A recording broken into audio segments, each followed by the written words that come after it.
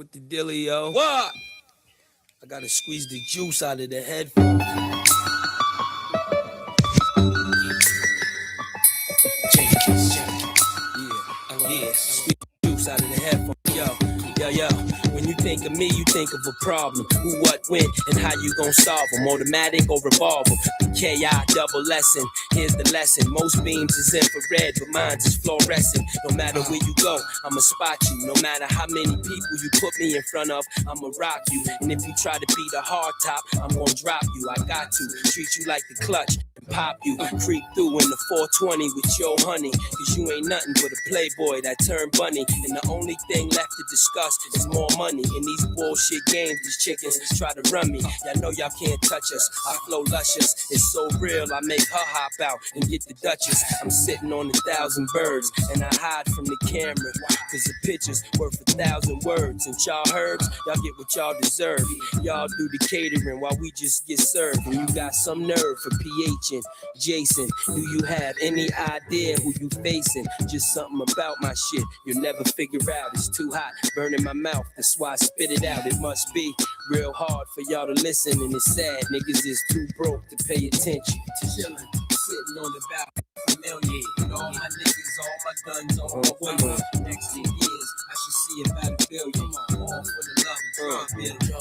Yeah, chillin'. Sitting on the balcony, all my niggas, all my guns, all my women. Next 2 years, I should see about 1 billion. Hey yo, niggas know the line of work. Bulletproof designer shirt, rolling with a China doll. She'll be reminding y'all, down to the underworld. Every block monitored, of course. Jadakiss and LOX boss. A pro, cause I grow off the shit that I absorb. You just another so-and-so, trying to flow, going broke. I'm trying to buy property, set it up for growing coke. Niggas making the movie, so I came to edit. Wiping everybody out right before the credits. I'm a hard guy to get along with, get on the song with. When shit be going right, I flip into the wrong shit. The prime artist, expect me to rhyme hardest. / con artist, gon' get mine regardless. I ain't even big and I size niggas up, cause they eyes give them up. Look at them and see they butt. I'm 22 with 10 in, so there that go. You hear that flow? It drove the underground wacko. Ever since 12, I've been spitting like tobacco. Relax though, cop the tape, CD in the wax though. They wonder how. But the thing about ours, we open up 24 hours. Niggas don't sleep or eat, so when they speak, it mean power. So you should keep quiet, you a coward. About to be laid out flat and pushing up flowers. Chillin', sitting on about 500,000. And all my niggas, all my guns, all my women. Next 2 years, I should see about 1 billion. All for the love of drug dealing. Chillin', sitting on about 500,000. And all my niggas, all my guns, all my women. Next 2 years, I should see about 1 billion. All for the love of drug dealing. Chillin', sitting on about 500,000. With all my niggas, all my guns, all my women. Next 2 years, I should see about 1 billion. All for the love of drug dealing. Money, chillin', sitting on about 500,000. With all my niggas, all my guns, all my women. Next 2 years, I should see about 1 billion. I should see about 1 billion, all for the love of drug. Hey, chilling on a 500,000. Those are the days, boy. That's my era. Some good old rap hip hop when it was at its best. When it was at its best. Miss those days. Miss those days. Rolling with the China doll. She'll be reminding y'all what's happening, Bex. Glamping, is it, yeah? Glamping. Lucky you. Lucky you. I've never been glamping, but I've heard about it. It looks very fun, glamping. It's very fun. Day One S. What's going on, Day One? Much love to you. Much love. Lord Racer in the building. How you doing? We got a flat earther in the building. We got a flat earther in the building. Oh man, so what's happening? How are we? What is it? Tuesday. I had a bit of time on my hand. You could say feeling a bit bored, feeling a bit bored. So I thought, you know what? Children gone to sleep, Missus is asleep, and everyone's tucked up in bed now. Why not go live? Yeah, why not go live? see what's cracking, check the temperature. Mm. And here we are. Here we are. Twin, well go on, CC. Big up to you. All right. For the last few days, I've been having, fun going live, especially when it comes to the J Dreamers segment. Right? I like decoding. I like watching people decode stuff also. Right? I really do. I like new things. Right? I like new things. The only thing that should be repetitive is your job. Right? Your job. Really. Anything else, yeah, you got to switch it up from time to time. Got to switch it up from time to time. But the job can remain the same, right?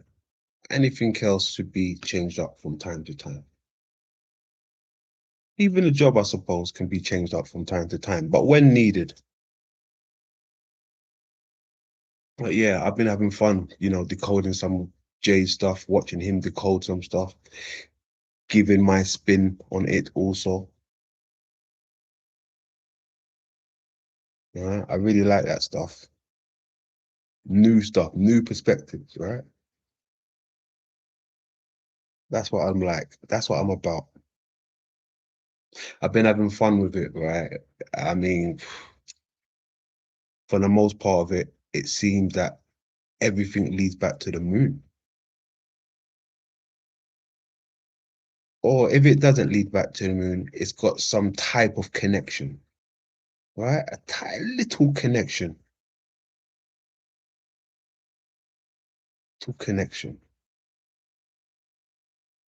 1 second.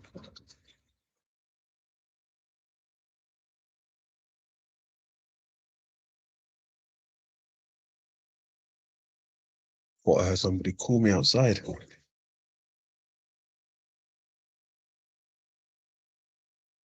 Pop cat in the building. How you doing? But yes, everything seems to have a connection to the moon, ladies and gentlemen.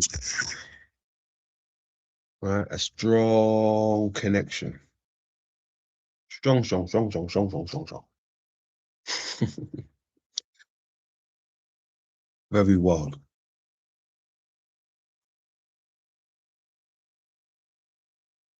So what's new with the people? Hmm? What is new with you folks?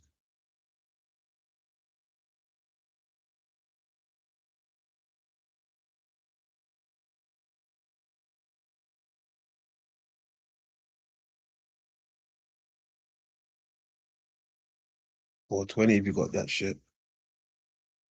420 if you got that shit.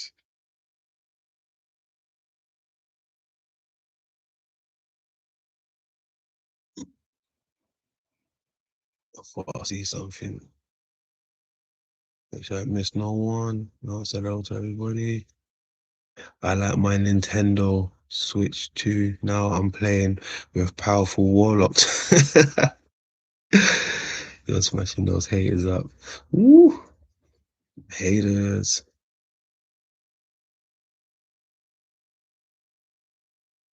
Oh, yes. You know what, the other day as well, right? I completely forgot to tell you folks. Since we've been looking into this moon thing much more, right? And we made the connection with the synagogues, right? My son actually went on a school trip to a synagogue.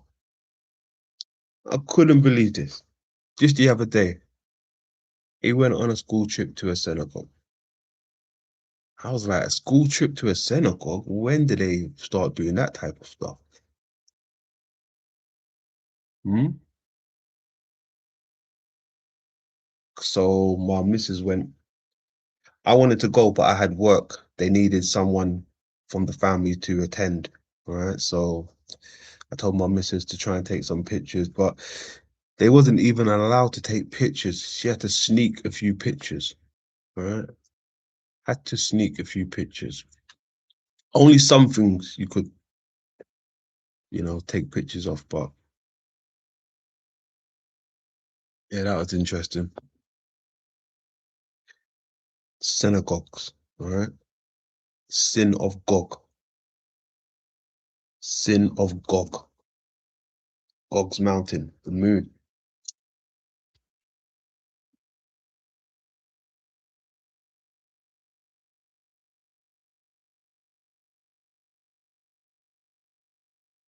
What is this place?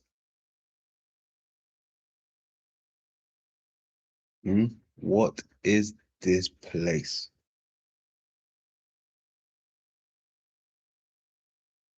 Where are we? Hmm?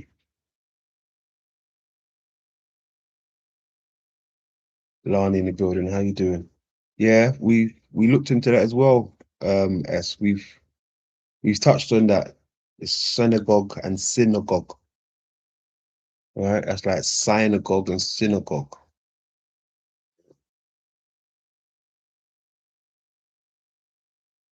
It all leads back to the moon, whether you like it or not.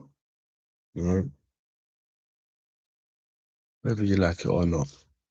I know some of you people must be pissed off when I talk about the moon, right? Like, oh no, not the moon again. Oh no, not the lens again. Oh no, not the eye. Oh, not the eye, London. Not the moon. Give it a rest. You know, I say to the folks, keep it moving, right?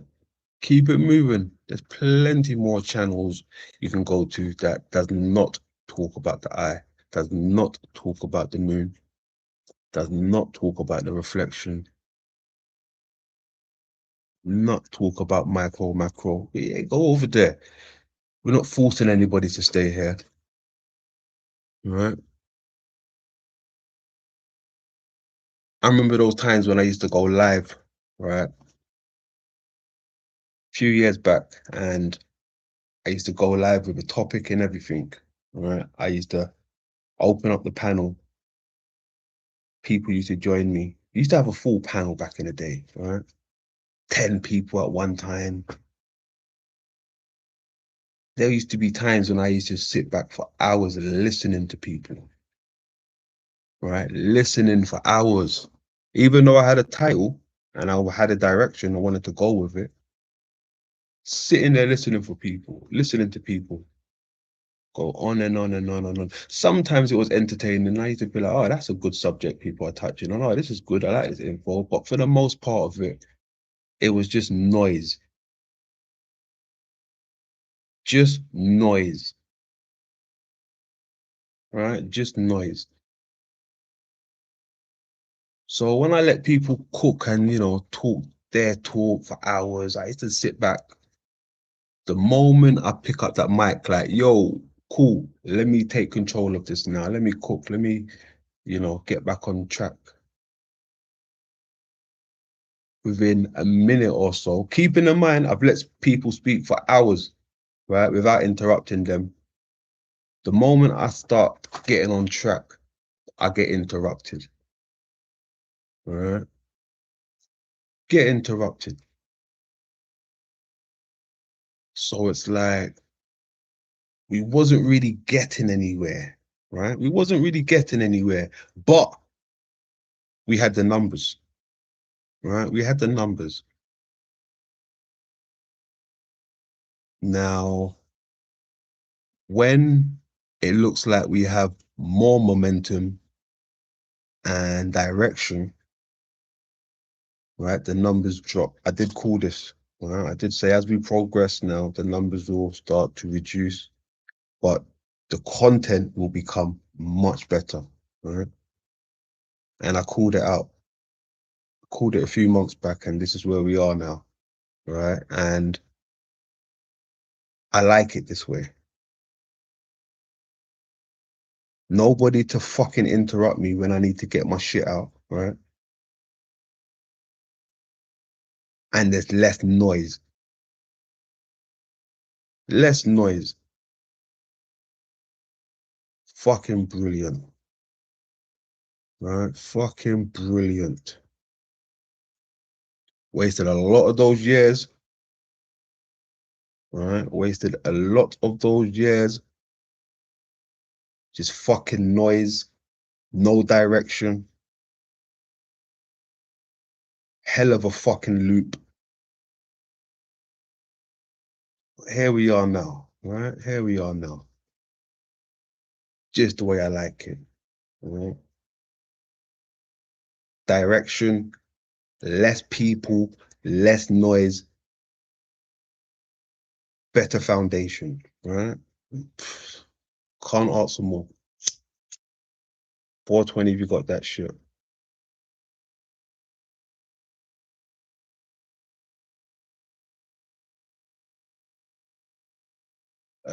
Someone sent me something. Who was it again? Actually, let me look at this one first. I was looking at something to do with sprites earlier. Hello, family. Welcome back. I wanted to go over the famous historic footage of the firmament and just look at it more closely and try to turn the brightness as far up as we can, see what we can see, because I was doing that earlier, and it always blows my mind. And so the firmament footage, if you're not familiar with it, it's something that we put out years ago. It was going mega viral, and then it just got pulled from YouTube. YouTube's like, you know what, we're going to block this in all these different countries. So it was basically invisible except for in like 2 or 3 countries. And so it stopped getting views. It wouldn't play in America. And I was so confused as to why that happened because it had already gone viral. And I hate when that happens, right? You come across a good video and, you know, you play it, and then for some reason it doesn't play in that region, right? Doesn't play in that region. I hate when that happens. One video can spoil your whole show. I really hate when that happens. I've had a few of them, right? Played a small segment of it and it F's up the whole show. That shouldn't be allowed. You should be able to trim that segment out and re-upload the video, right?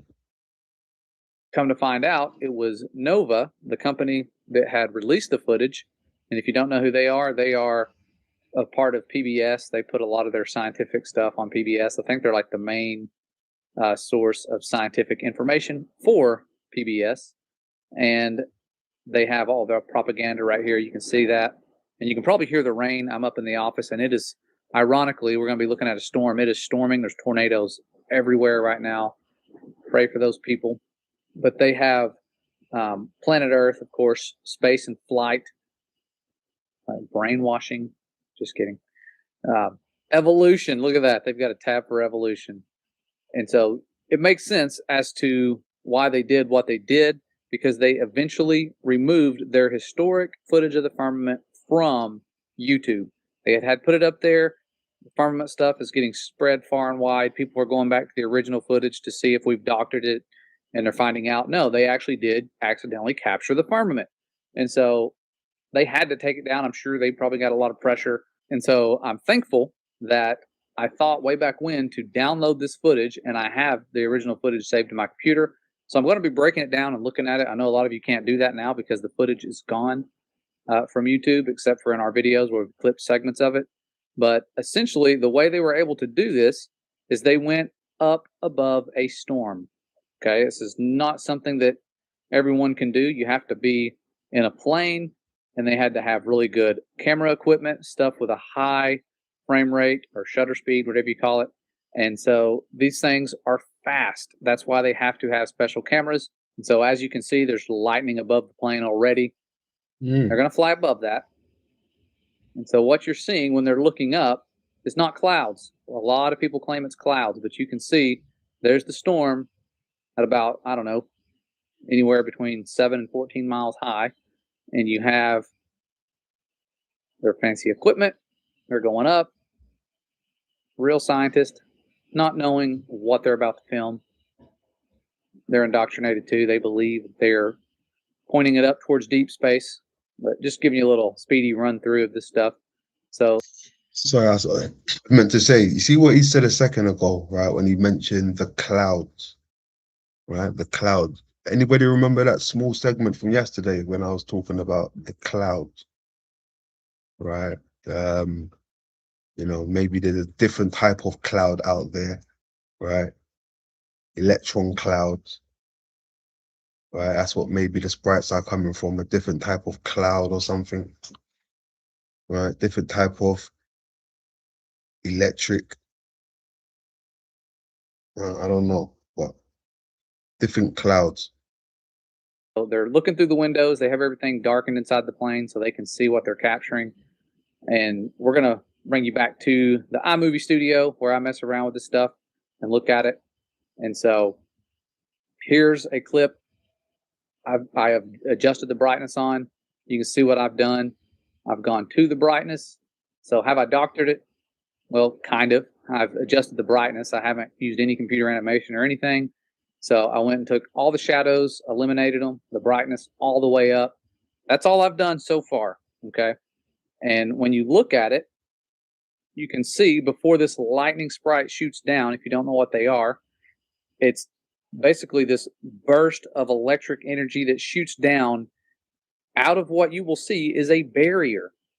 And the reason this stuff came back to my memory in the first place is because I was reading the book of Enoch, which literally tells us that sometimes the stars can rise up and make lightning, but they don't lose their form. It sounds crazy. And this is when I was real skeptical of Enoch. Sometimes the stars can rise up and not lose form. What do you mean by that? And not really knowing about the prophecies of the Messiah and all the different things that had to do with it. But I was interested in the biblical earth model. And so I thought about this footage. I went back to it and I did what I'm doing now. I adjusted the brightness. I slowed it down. And man, I got emotional seeing this stuff for the first time, knowing about the firmament above us, seeing that barrier. It just, man, I was like, I have to share this instantly. So I made a video, shared it, and I asked that the Father would just allow it to be seen by people. And it was going viral. It was awesome. Had over 250,000 views. And then my brother texts me and says, "Hey man, your video's been taken down." And I was like, what? People were having testimony after testimony. I mean, I was just so emotional seeing the testimonies of people coming in when they were seeing this stuff because they could see it. They have eyes to see now. And the Father's revealing this stuff to us. You know, as I'm upset about that, I realize that I need to modify the footage to where the internet wouldn't recognize it. So I tried to flip everything, crop it a certain way, and take away their sound, their original audio, because I had their narrations of it initially. So I did all that, and the footage stayed up. It never did get the steam that it had the first time, but the footage stayed up. And then a few years down the road, our video pops back up. It comes back, and it's visible. And I was confused. I was like, how did somebody just comment on my firmament video? It's been taken down. Well, it was back up. And the original video in the description, somebody told me it was gone. So I click on the original storm chasing video and Nova had deleted it. Very interesting, considering what it has in it and how historic it is and how much money they spent doing this, risking their lives going above a storm. But here you go. You have literally right here before that sprite shoots out and you can hear boom. Oh my goodness. Thunder just really shook the house where I'm at. Lightning striking. Ooh, house is shaking. But right here, as you can see, a wave is going to move across the firmament, the barrier above us. They're pointing it up. They're saying that this is about 60 miles high. I think it's higher. Anybody out there ever seen sprites before? Like real life, up and close? Not like how we're seeing it now. I would love to see that. I really would. Higher than that. That was their guesstimation. I don't know how they got those numbers. This is slow motion, slowing it way down. Again, these things are fast, but there should not be a ripple or a wave moving across the barrier. Okay. And how I'm seeing this is I've got the brightness all the way up. If you're not familiar with iMovie, it lets you adjust the brightness. I got the brightness all the way maxed out and shadows removed. So you can see this going on right here. Boom. And then what happens? Lightning sprites shoot out. You could also see stars twinkling. Look up above the sprite to the top, like kind of the right. Oh yeah, I can see a star right there. Right there. zoom in a bit. Right there. That's just a twinkle, twinkle. Right there.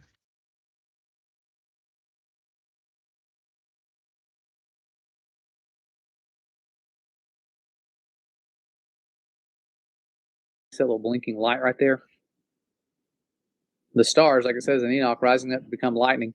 You'll notice when you see this phenomenon, there's always those twinkling stars just blinking in, just blink, blink right there. So cool. Everywhere, like fireworks, you can see them. Our firmament has some really cool properties, electromagnetic properties, electric properties. I mean, it's phenomenal.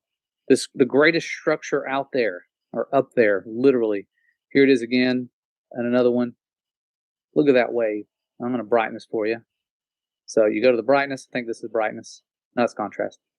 Highlights. Brightness. There you go. All the way up.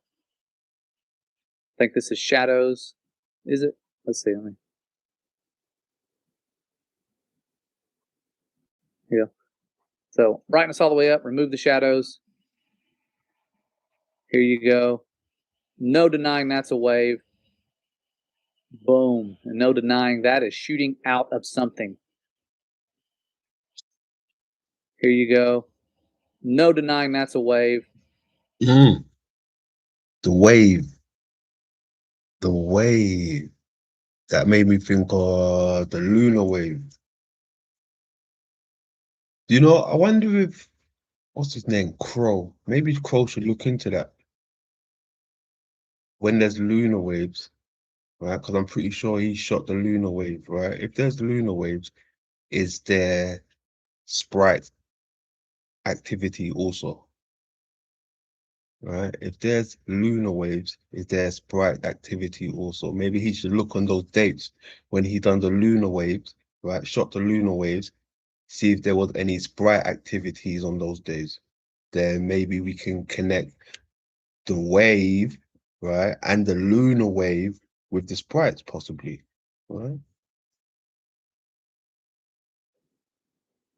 Boom. And no denying that is shooting out of something. When my dad first saw this, he said, "You're just showing me fireworks shooting out of water." He thought I was pulling one over on him, or I'd be. It does kind of look like fire and water, like it does.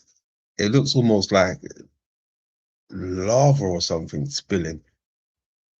Something's pouring in, something's pouring out of the sky, right? Like a lava.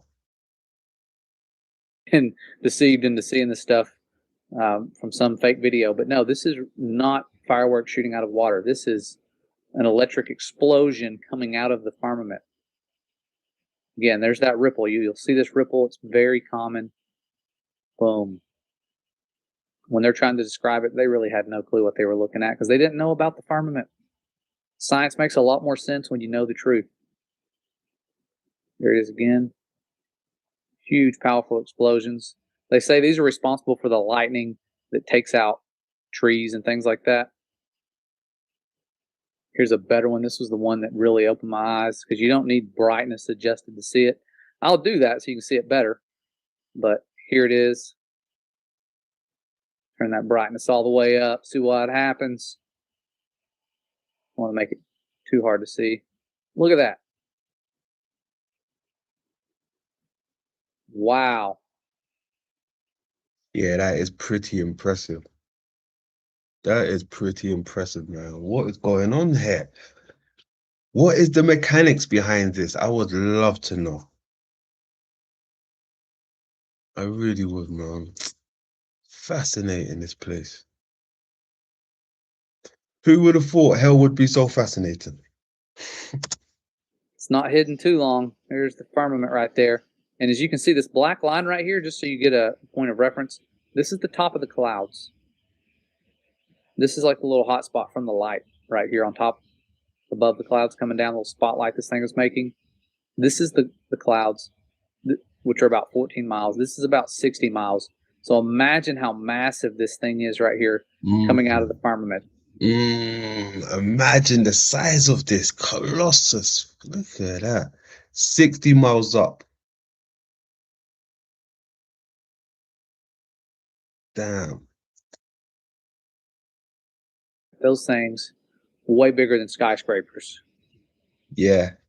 Yeah. Way bigger than skyscrapers. Huge. That's why the thunder echoes off the firmament. Ba-boom. There it is. And I found something else I wanted to share. This is something that I'd missed the first time. I zoomed way in on this. It's just one of those little blips in the sky. You could barely see it in their footage, so I zoomed in. But look, boom, I'm going to point this out to you. Right there, that star, you can see it again. They blink off and on right Yeah, I see it blinking. I see that shit blinking. Let me zoom in a bit. before this happens. It's like they're communicating, charging something, and then fire. There it goes. So there's a little one. Communicating. Look at that. He said they must be communicating. Oh man, that's interesting. What are the stars? Again, this is far away from their camera. There's another one. But look at this. This one looks like it originates above the firmament and comes out. So you can see it's like darker on the top half. Yeah, I see that right from there. And then it changes from here.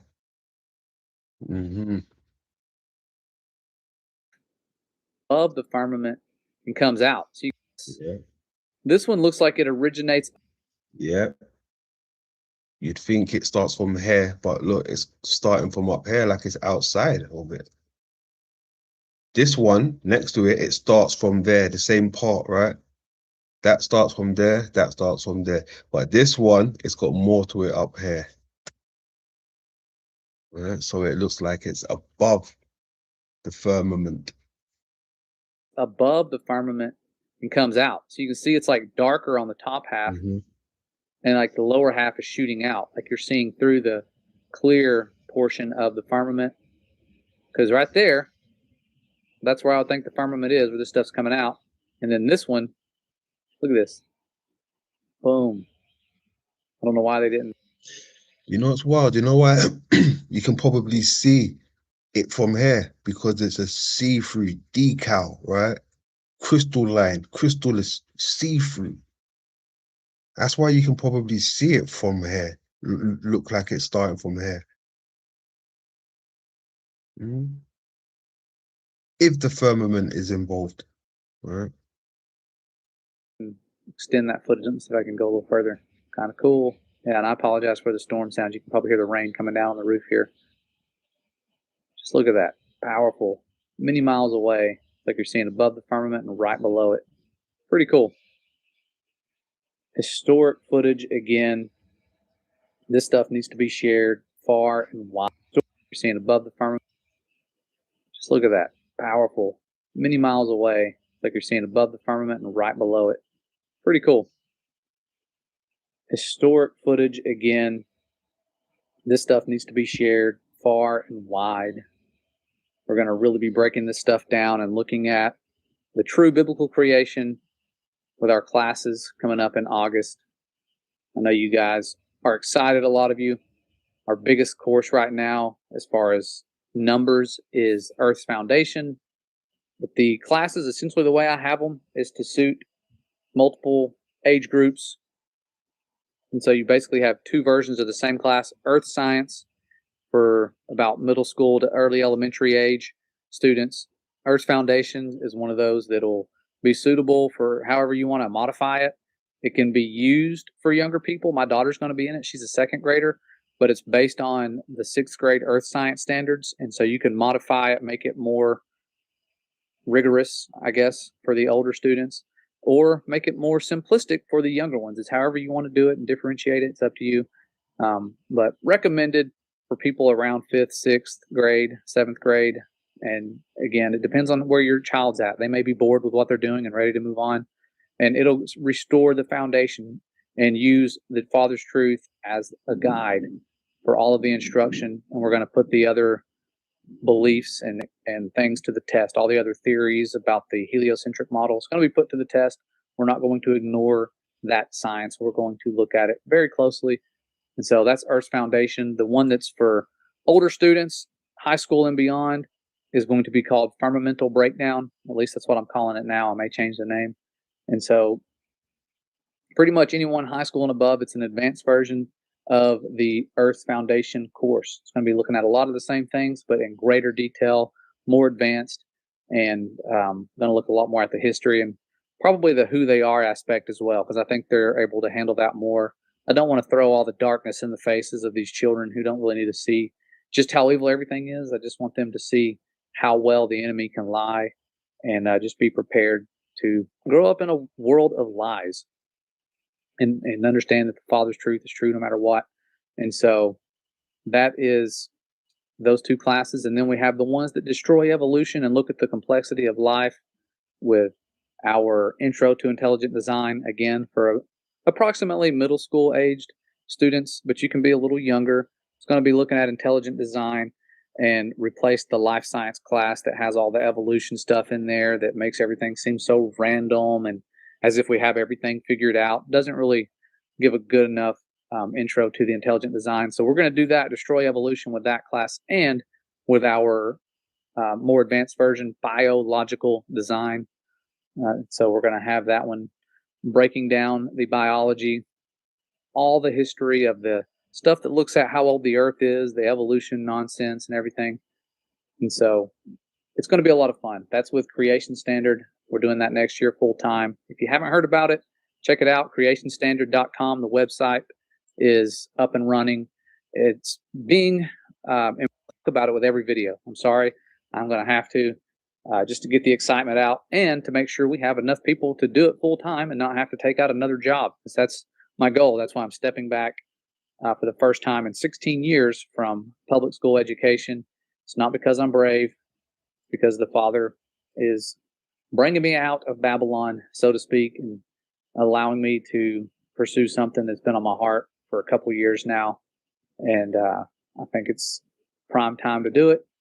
I know the economy's bad. Everything's seeming all doom and gloom like lately, but I believe the Father will provide, and this will bless so many people. It's something that I think will, of course, obviously have an eternal impact for the people involved. Right. What the hell are these things? Hey, I got your thing, Chills. What's going on? How do I get? Oh, here we go.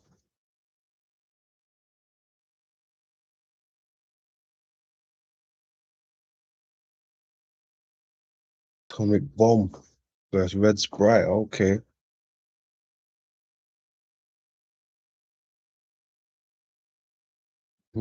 What is going on there? Yeah, it almost looked like a bomb, right? Yeah, look at that. Woo. Look at that. Multiple. Look at this. Brilliant. Yeah, that's nice. That is nice.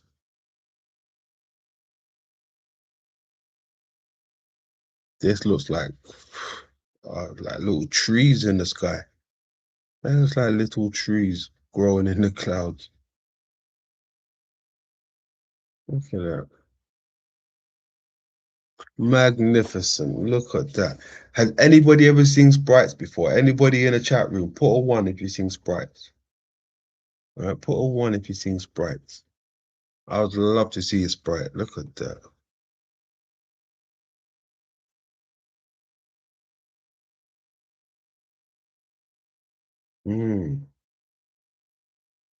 Like it reminds me of like that cosmic jellyfish, right? Jellyfish.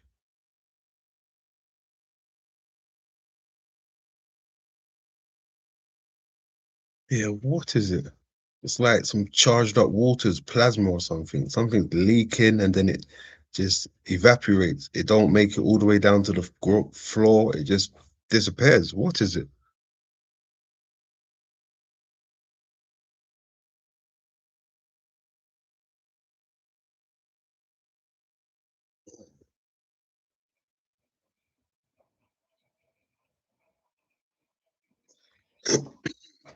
Even these bits here, what is this? You know what? It almost maybe it could be like an optical illusion. Maybe they're really shooting up, but they look like they're shooting down. I don't know. Because even these bits down here look like roots. It reminds me of a tree, right? So the roots would be in the ground and it's shooting upwards, this one looks like. I don't know. Optical illusion shit.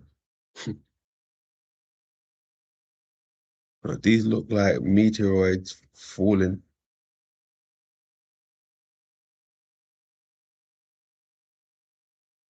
Damn, look at that. Now that looks like fire, like hell.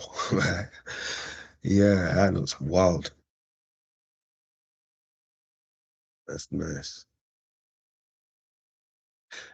That's like a portal's open up in the sky.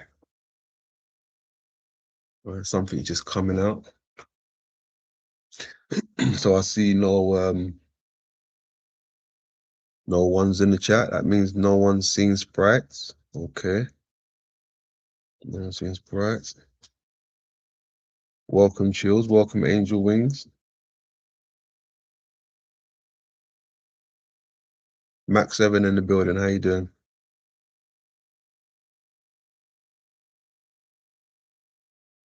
Whoa, what's that? Oh, that's the advert. That's from the advert, right? Yeah, that's from the advert. Yeah, we've seen that advert.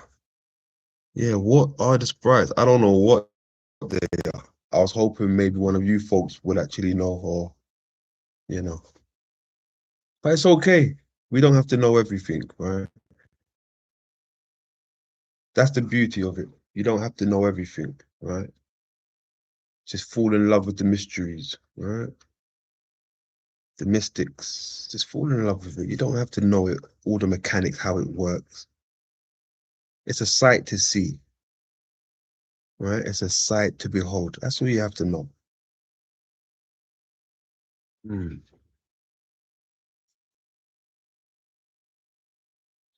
Where are we? We are over there. All right. So what is new out here, folks? What is new? Why does everything seem to lead back to the moon? Why is there always a connection with the moon? Why? The reflection. That great reflection.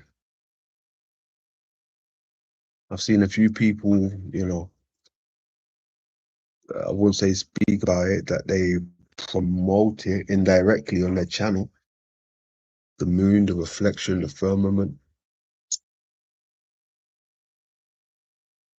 Some of these people happen to be flat earthers, or at least I think they are.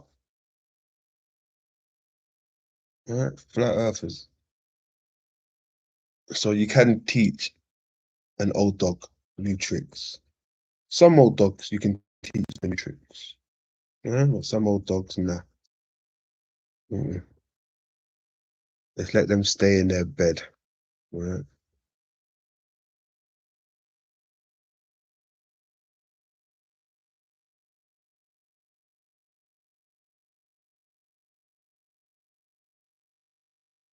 Stephen Hawking in 2007 explained it, quoting Einstein from his writings in Special and General Theory of Relativity, his paper on the combined two theories, explaining that you cannot prove that the Earth is spinning. They choose to believe in the Copernican principle because they have a religion. That triggers people because they think they hate religion, they hate God oftentimes. But that is a religion. It's a belief system built upon the doctrine of men, void of empirical, verifiable evidence, and in fact, contrary and antithetical to the actual evidence, despite what the evidence says. I just now read him point blank say it can never be disproven. We disregard that possibility because of the horror of a special and unique position, right? And I have plenty of quotes here from geocentrists or heliocentrists explaining you can never prove it. You can't prove that the Earth is or that the Earth is not stationary. But we don't want to believe that because that would mean the Earth is special. So then what do? We go look out at the background distribution, the energy coming away from the Earth. It shows the Earth's in the center. So what do? They call it the axis of evil.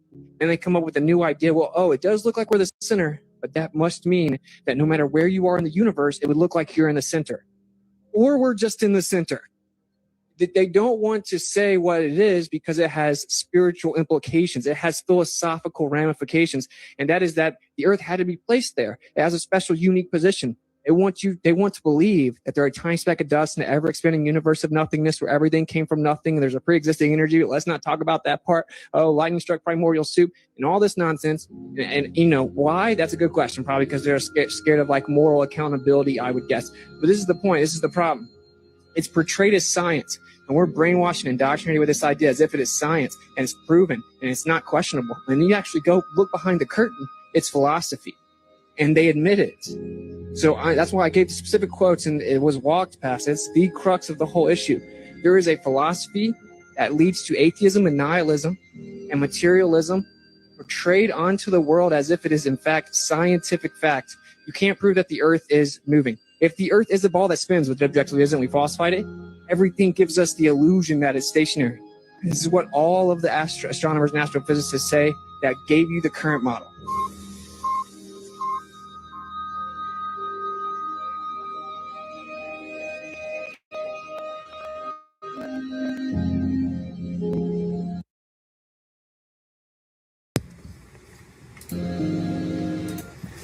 This is just a theory, allegedly, of course. For entertainment purposes only, do your own research on everything. But that's crazy. So they had ponds just to look at the reflection. Now, you know, yeah, do your own research. Do your own research. That's what I did. Right? I used to run with whim stuff for a long time. And then I did my own research. And then I came across some stuff that just blows my mind away. Right? Micro to macro. Of the stars and map them out. Yeah, the shaman did. But that's crazy. So they had ponds just to look at the reflection of the stars and map them out. Yeah, the shaman did. That was like in their neighborhood. Reflection ponds. I said, oh, like for like reflecting. The reflection ponds. Yes, yes, yes. The reflection ponds. Now, the reflection ponds, right? I could be wrong, but I think it's micro to macro. I think they're mimicking what they've seen on a grander scale, right? They possibly know the waters reflect, right? What we're seeing is the grander ocean, right? That encloses us in circles, as you see on these old maps, right? Just like a mirror. I think this is where they get the idea for the reflecting ponds, right? Just a small fragment of the bigger thing. And he goes, no, for reflecting. And I'd never considered that you don't look at the stars by going, but that really you look down and you mark. So in 7 years, when it comes around again, you're like, oh, pattern. Because I'm always like, how do you look up and learn a pattern of that? Right. But by looking down. But that's crazy. So they had ponds just to look. The mysterious Tehuta Khan. My apologies. But Reflecting pond, right? Reflecting pond. Reflecting pond. The waters that reflect. You know what's crazy, right? Because they also say that the moon reflects the sunlight, right? The moon reflects the sunlight. That's what we're seeing. Now, there may be some truth to that. But if it reflects the sunlight, what about reflecting us? Right? What is reflecting us? What are we enclosed in? Reflecting pond, yeah, okay. Would it be the moon again? What are they trying to tell us? What are these people trying to tell us? Reflecting ponds, yeah, okay. They must get their idea from something else, right? From the macro.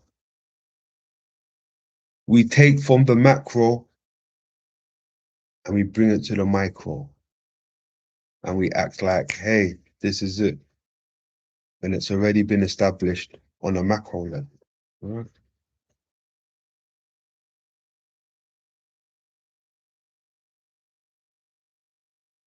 But reflection ponds, that's crazy. What a great idea. The presence of certain symbols and activities. Hold on, you said that was, I saw your message down there earlier. Where's that thing we was looking at? Hold on.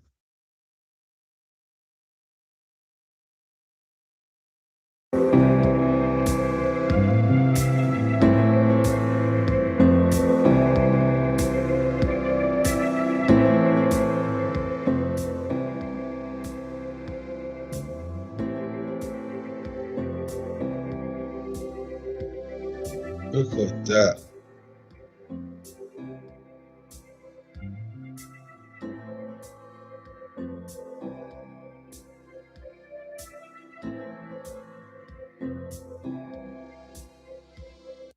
They look like squids, some space squids. Look at that. Octopus.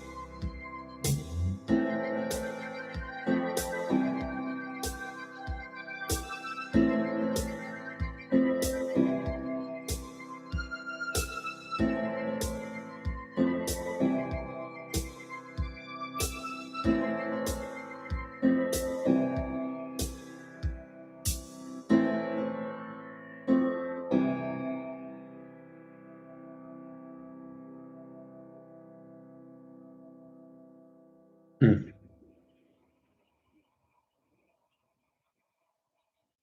So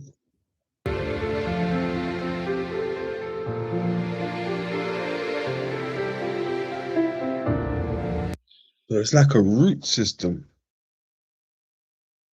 They look like roots. It's like we're seeing an inverted image, right?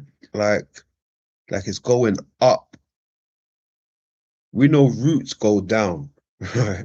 Roots go down. These look like roots, like it's planting itself down this way and it's shooting up.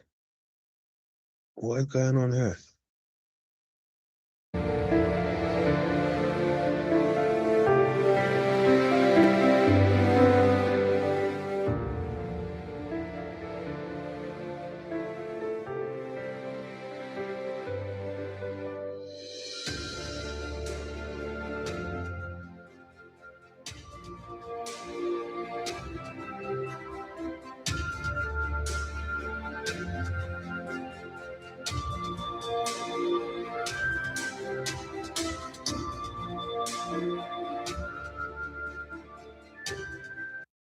Yeah, cheers. Good stuff. Good stuff. What the hell are sprites, man?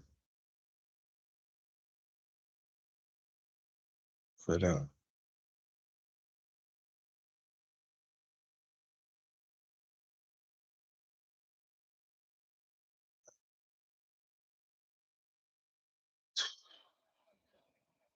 There's so many things I would love to see from a distance, right?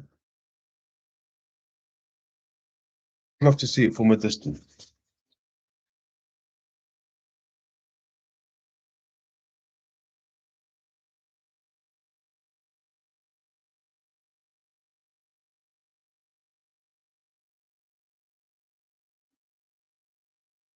Activities at CERN adds fuel to the fire. The statue of Shiva, the Hindu god of destruction located at CERN, is often cited as evidence of secret rituals or occult activities.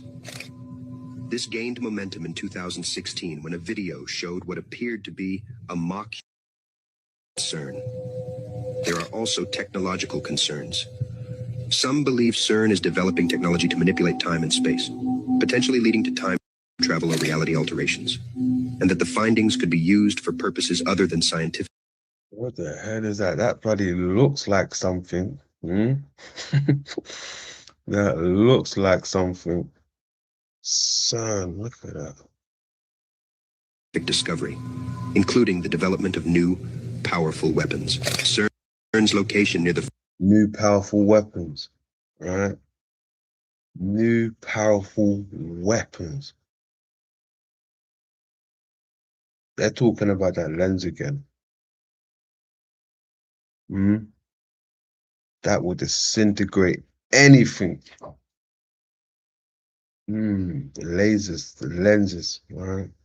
Shiva represents the moon, the lens. French-Swiss border has also sparked various theories. The presence of certain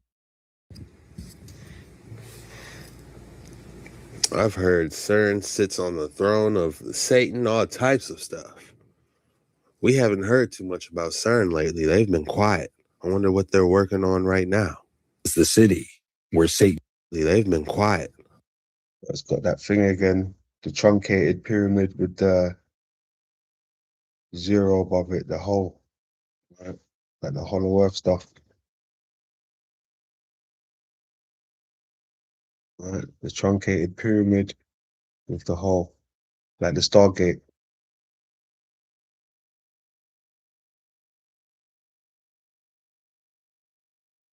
I wonder what they're working on right now. It's the city where Satan dwells in. In Revelation chapter 2, verse 13, the Bible says, I know where you live, where Satan has his throne. Yet you remain true to my name. You did not renounce your faith in me, not even in the days of Antipas, my faithful witness, who was put to death in your city, where Satan lives. Well, if you look up the martyr of St. Antipas, you'll see that it was under the reign of Emperor Nero, in the city that is now known as Geneva. And if you're wondering what's in Geneva, you'll find the company CERN, whose main mission is to create the God particle, attempting to split the veil between the supernatural and natural realm, possibly opening a supernatural portal. God particle, right? That would be the bang, right? Bang, bang, bang, bang, bang, bang. To the underworld. So first things first, this ceremony was put on in Switzerland for the opening of the tunnel. World leaders from all over Europe, mostly leaders from Germany, France, and Italy were invited, which makes sense being as that's who this tunnel would affect most. But it also seemed to spook a lot of people, and I can kind of understand why once it gets going. One thing to note, before the ceremony began, the tunnel was blessed by a priest, and then right after that, this satanic display arose.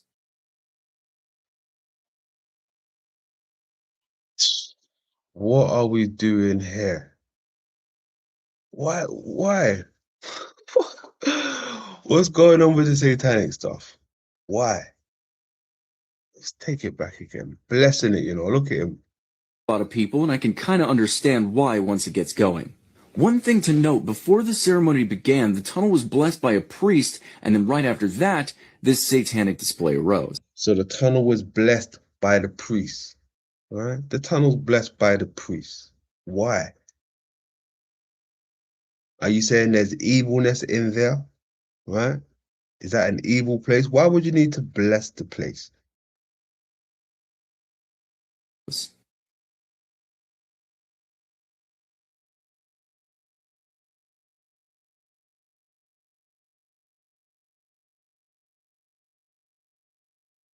Imagine them rehearsing this. Whoever choreographed this, imagine the person that said, all right, guys, the Pope's going to come. He's going to do his little thing on this CERN track, and then we're going to come through.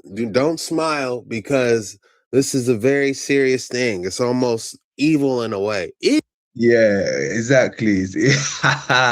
Who's rehearsing this shit, right? All right, now, folks, we're gonna walk slowly down the tunnel, right?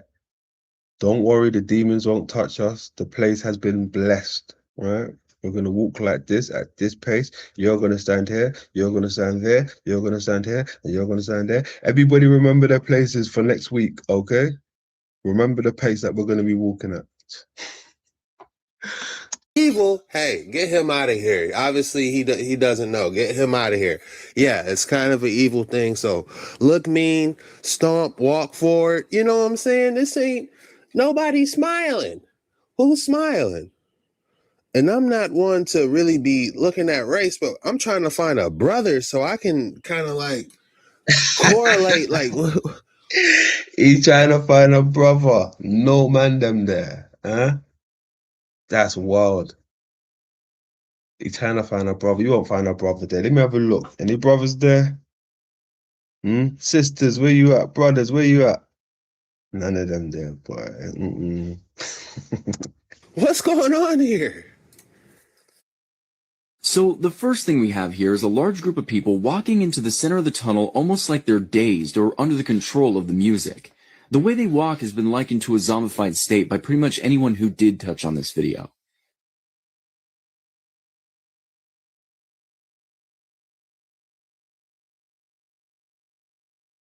But,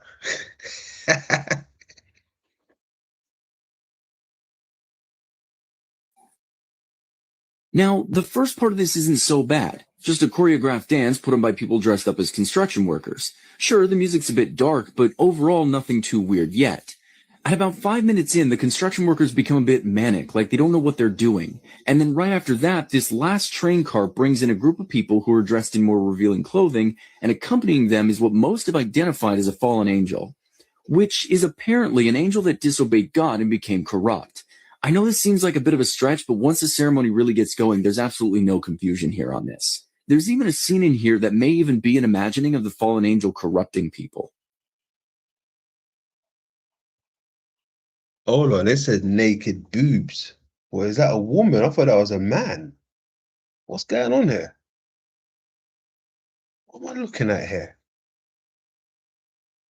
There's absolutely no confusion here on this. There's even a scene in here that may even be an imagining of the fallen angel corrupting people.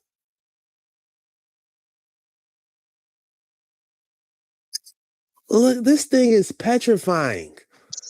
I would be terrified. Yo, it does look creepy. Look at that face. Look at this. What the hell is going on? Only in a tunnel, you know. Fucking hell. Look at that. Terrified if something like this came out. What is y'all? They're not really helping their cause by doing something like this. So it's like, are they up to no good, or is this just a coincidence? They're up to no good.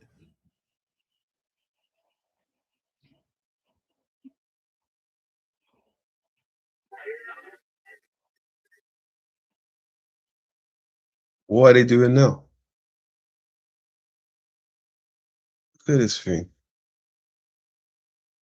Flying through the air. After this, another card is rolled in with what people refer to as demonic creatures, and then with them is a goat man, who typically represents Satan in ancient scribbles. Ah, there we go. Goat man, Satan, the horns, right? The horns, ladies and gentlemen. We know what they're doing. We know where they're heading with this.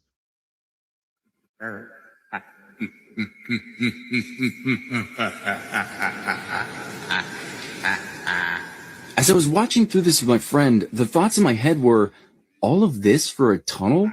But don't worry, it gets a lot stranger than this. Yeah, all of this for a bloody tunnel. Why a tunnel? Why all this stuff? Creepy. Little bushmen running around like Ewoks or whatever they are. Creepy. Hey, we got Rocky in the building. We got a flat Earth OG. Hmm? What's a flat Earth OG doing on a moon channel? Hmm? What you doing there, Rocky? Hmm? Bro Sanchez, know you here? Welcome, welcome.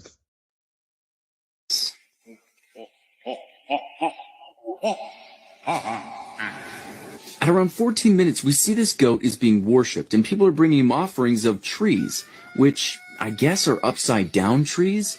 Now, I never knew this, but apparently this symbolizes an upside down cross, or the Upside down tree. Hold on, take that back. At around 14 minutes, we see this goat is being worshipped, and people are bringing him offerings of trees, which I guess are upside down trees. Now, I never knew this, but apparently this symbolizes an upside down cross, or the tree of death, which really does fit the theme here. When I was watching this part and thinking, Upside down cross tree of death, did he say? That's wow. This reminds me of the upside down realm that we've been looking into, right? The upside down. about it artistically, I imagine Yeah, you said hollow earth. Good man, good man. We say what? No more flat earth. Huh? No more flat earth. You say you're rocking with the hollow earth now, yeah? Okay, say no more. Say no more. Wait until Will Duffy hears about this. that maybe this was supposed to be some depiction of hell or a dark world or something like that.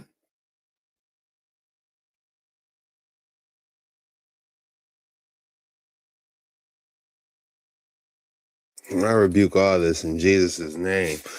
Any type of ceremony, I rebuke all this in Jesus' name. Yes, I'm with you there. candles that they have lit, I pray that it doesn't reach anyone, it doesn't harm anyone. I hope he covers everyone and all of this stuff gets to a halt. Yahushua HaMashiach's name, amen. The disturbing footage that you're witnessing is the opening ceremony for the Gotthard Tunnel in Switzerland, the same country where CERN is found, that many believe is the key to the bottomless pit. You have to ask yourself, why would they use Satan in the form of a goat as a way? Look at that. We got the Beatles again. We got the eye back there. Jesus Christ. We got everything. That even looks like the lens, what they're showing. Above the scouts, how you call it? Not dung beetles. What's the beetles called again? Is it dung beetles? Scout. I can't even pronounce it. I forgot the name of them. Scour beetles, something like that. Scarab, I think. Scarab. Look at this. What's going on here? Look at the eye hiding back there. The evil eye. Look, it's got the vector, got the V.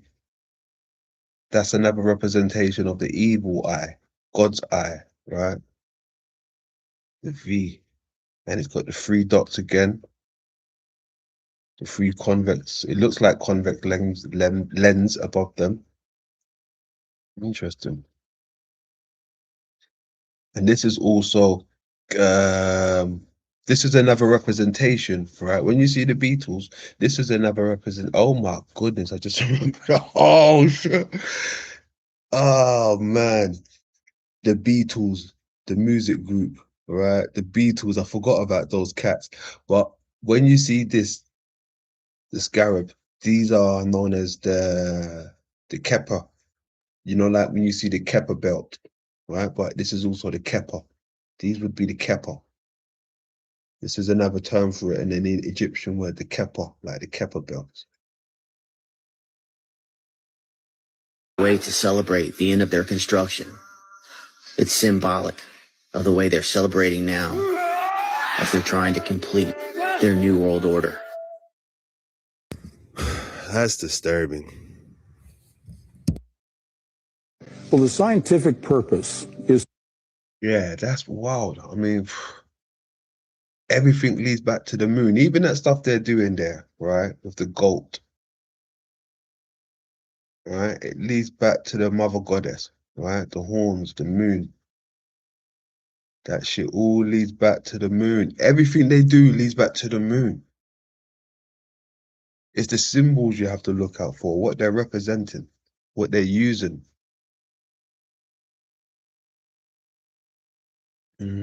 Everything leads back to that moon.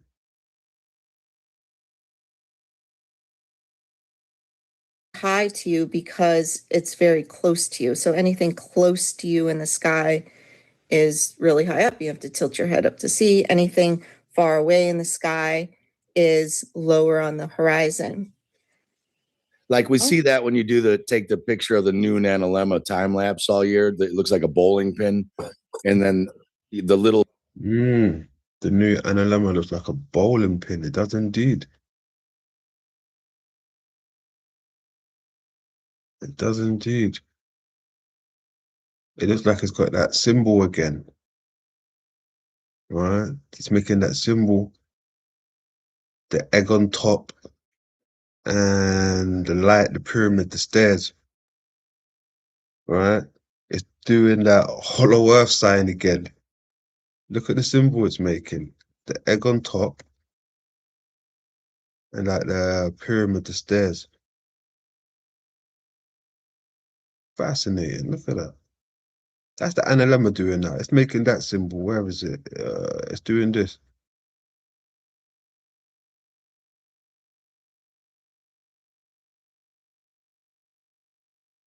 All right. So it's doing.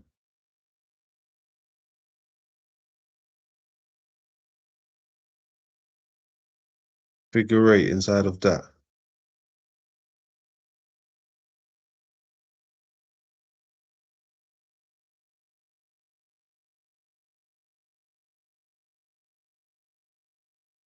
Part of the bowling pin is the highest part. That's the summer. That's Cancer right there. And then the bottom. It's the Cancer. Remember? That's the claw. That's the claw. Cancer, the crab. Right? The moon. Bottom of the bowling pin is, the winter, right? Yeah, I believe this was taken in Egypt. And so if I'll point out, so this is kind of a different angle on it. So this is a is it either rising or setting? I think this is a rising sun. So if you notice at December solstice, it's more inward. And then June solstice is more outward. So this sun at December, they're picking it up further along the circle because it's making a circle. So this sun they don't see it way out here. It's too far away in December. The sun is way out in the farthest circle, so it's too far away. So the person taking the photo doesn't pick it up until here. Yeah, because they're in the north and it's out, light. Right, and it's out on the Tropic of Capricorn. If you take the flat Earth map, it's the wider ring outside, and then you got the equator and can you show the tropics real quick? I think that'll make sense for people. Yeah, so the Tropic of Capricorn out here, remember, not a constellation. This is the place. That's why it's called the Tropic of Capricorn, because this is a place called Capricorn. This is the place called Cancer. And then right here at the equator, so that's the next thing I was going to show, is we have the place called Aries at the equinox here and the September equinox here. You see how they're in the exact same spot, like this. Yep. So this is a place called Libra. So when you now look at the circle, Aries, Libra. Yeah, equinox. Yeah, exactly. Right? So I don't know if that's more of a confusing way. It's sometimes that's a little bit easier to understand than the analemma if you're learning it right off. But as that sun gets closer to you here in June, you get more light because you're seeing more of it It's rising over here, so you have more daylight. So this wheel represents these positions. So this is, notice this is mid. It's in the midway portion. A globe, a spinning globe, hollow earth, concave earth, flat earth. It's all explaining a torus field. Right turning is the torus field is right turning. It's globe-like. This is all energy. It's not physical. The physical is the flat or the level. Then That's what I was saying to Dave Weiss. I was saying that's one of the Yeah, how do you get a torus field in a flat Earth? Right? How do you get a torus field in a flat Earth? Is it? I don't know. That's wild. That's wild. problems the flat earth community is having is they're still stuck in this Newtonian physical BS Jesuit science. So like you said, you showed me that video Ken Wheeler was on Globe having is they're still stuck in this Newtonian physical BS Jesuit science. So like you said, you showed me that video Ken Wheeler was on Globebusters. He said, I've always said we live on a plane. And then for an hour, they tried to get him to say he's a flat earther. And he's like, the earth is 99.9999% metaphysical. It's the giant the earth's just a little slice in the middle. That's like saying your grandma's a toenail because she has one. That's you know what I mean? The earth is 99.99. So no, the earth is not flat. The plane of inertia where we live on, which is the real firmament, not up high the dome, right? We're standing on the firmament. yeah, Standing on the firmament. Said we're standing on the firmament. Standing on the moon? Is that what you're saying? The only way that could be possible if we're in a crater, top of the firmament, right? With possibly a dome. That's the only way I can see it. That's the only way I can see this coming into play, this dome thing, right? If we talking about the moon. That's the only way I can picture it. Right? I can't really picture it anywhere else. Right? They've been showing us, apparently domes on the moon. Right? Maybe that is a thing. When they talk about civilization, living in domes on the moon, maybe that's what they're referring to. Maybe that's what the flat earth haven't figured out yet. If they're talking about domes, they're talking about the moon.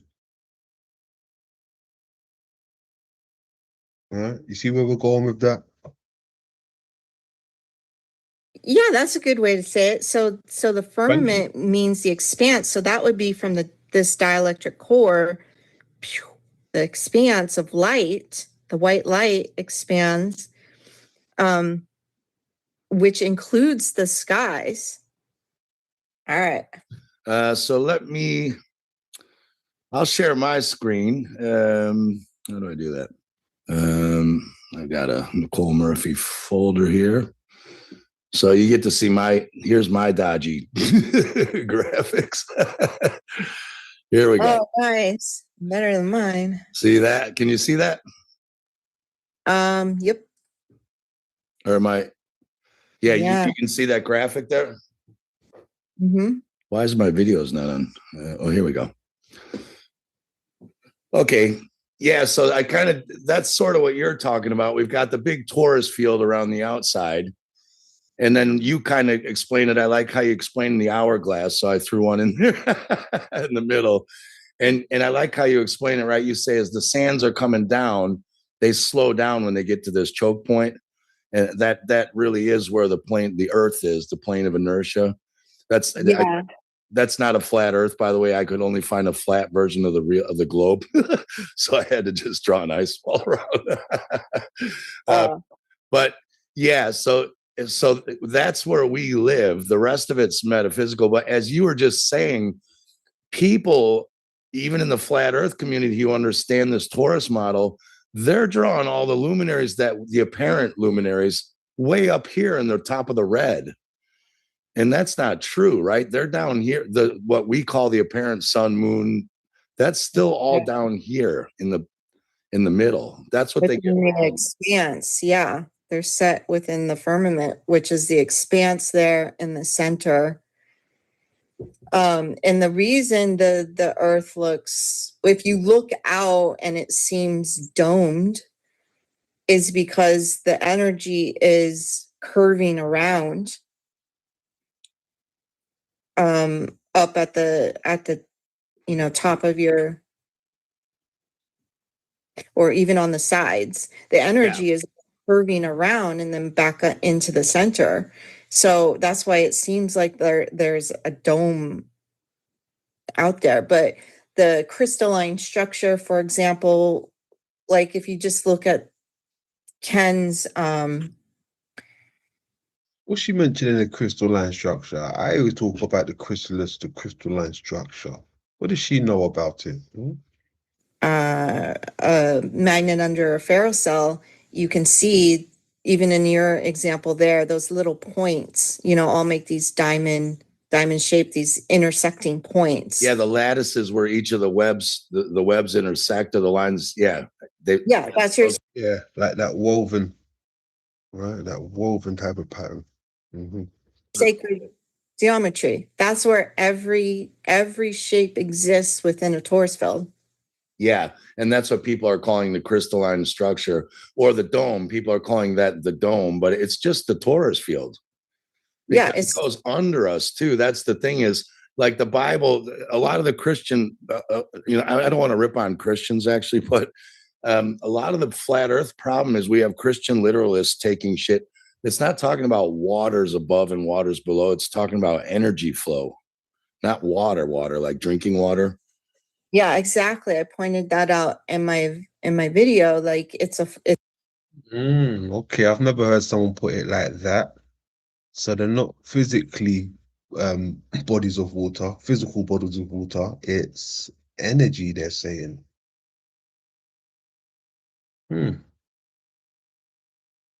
I don't know. I mean, I like the sound of it. But I don't know. It's different. I'll give you that. Instead of water, it's energy. The ether all around us, right? it's the flow of energy, like a waterfall, and that's just how a magnet works. Like, I'm not making this up. It's how probably the best person in the world who understands magnetism is Ken Wheeler. If someone wants to have a debate about the earth and the phenomenon on the earth, you first have to understand how a magnet works. And the best person in the world is Ken Wheeler. And then also Santos explains it in his own ways. And I just see myself as a bridge to their work, trying to make it a little bit more simpler, but it's not something I'm making up. You just have to apply it. So we could debate it, within understanding a torus field. Like, oh no, it could be here, it could be there, blah, blah, blah. But if you don't understand all those words or a torus field, like you're not in the debate. Like, we can't move forward. We're still stuck in physicality. Yeah. And that's, you and I talked a little bit about this on Telegram. So here's the problem. NASA says space is a vacuum. And then flat Earth people right away go, shit, space is a vacuum. We live in a pressurized gas system. Therefore, the firmament must be a dome. There has to be a dome. And you're like, before you even need to put a dome in your model, you just first have to make sure there is space and it's a vacuum. Prove it. You just stuck a dome in your model just because you have to account for some alleged vacuum in space. Right. So they okay. The alleged vacuum, so they have to throw a dome in there. Okay, I see what you did. proved that, right? And then they're like, and the sun is a big ball of burning hydrogen, helium, whatever the hell. And so they're like, okay, we'll just throw then a big burning ball magically levitating around us in a circle, and then it's like, You got to first prove it's a ball of fire and hydrogen. You got to keep putting wood on your campfire all night, let alone your campfire doesn't fly up into the air and start rotating around in a circle. You know, you're like, maybe you've got to stop putting stuff in your model just because the other side said that's what it is. And that's what I've always said. This is going to get us into the 24-hour sun and Jaron. And by the way, I'm very good friends with Jaron. He's always been super cool to me. He's had me on Globebusters a lot in his own show and even his private chat. I'm not throwing him under the bus. What I'm saying is he's not really understanding this model correctly. And a lot of flat earthers they're not getting how this all works and how it could work and how it does work. Again, the firmament, we're standing on it. Terra firma, we're on the ground. It's the expanse. We don't need a dome. There is a dome all around us. It's called the toroidal field, right?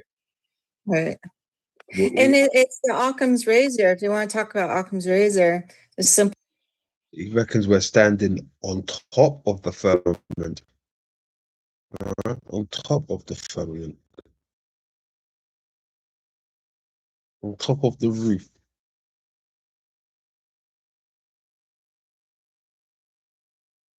Simplest explanation must be the true explanation. So how does a compass work? Oh, because the Earth is a magnet. So if the Earth is a magnet, then you have to understand how a magnet works. And that's where we get into the torus field. That is Occam's razor, the simplest, the beginning, the foundation. So I said tropical astrology and torus fields. That is the foundation of everything. The one, the all is a tomb. The one, it's one field. Yeah, Atum is the Egyptian creator god of everything, and yeah, it means one also. Yeah, it's all one. That's what's funny is Neil, what's his name, Neil deGrasse Tyson. He said the Earth is an oblate spheroid, an oblate spheroid, or whatever you call it. It is the oblate spheroid. That's that lenticular shape they're trying to tell you, right? The lens shape. Even this here, it's got that lens shape, right? The lenticular. Even though it looks flat, not flat, it looks circular, but it's also got that lenticular shape, perspective, right? Like an egg.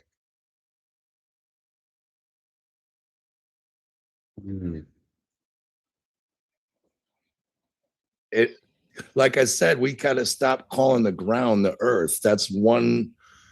It's not even 1/100% of what the Earth is. Yeah, I mean, what really is the floor? We don't even know what the floor is.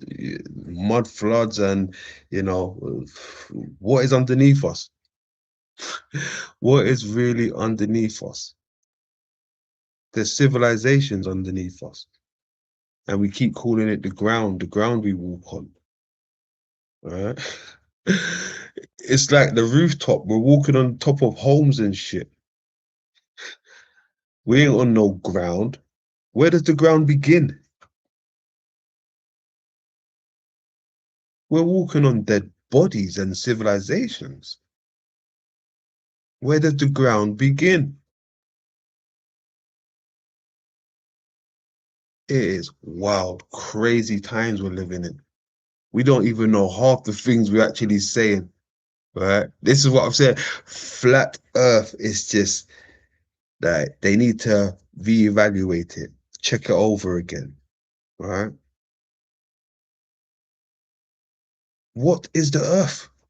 Where does it begin? What is the floor? How can we say, oh, the Earth is flat? We don't even know what the floor is, where the floor begins.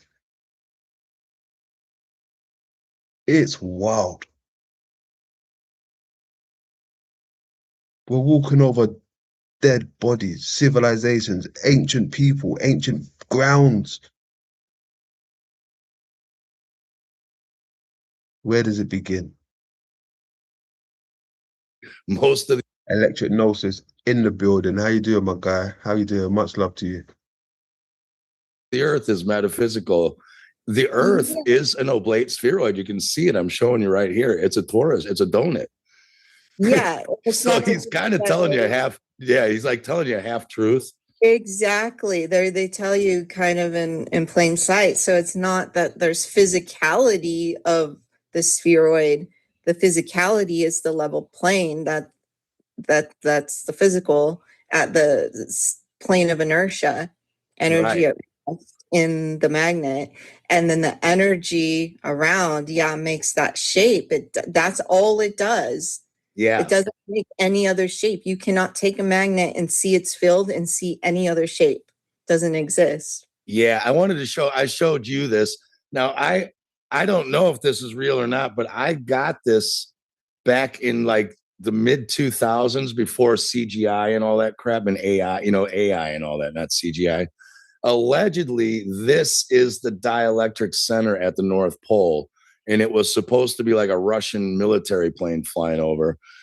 So that would be like where the borealis is and all the projection come out of. But so this would be like the dielectric core, the top of where the apple core is, or not really up there, but the middle of the apple, like where the seeds are.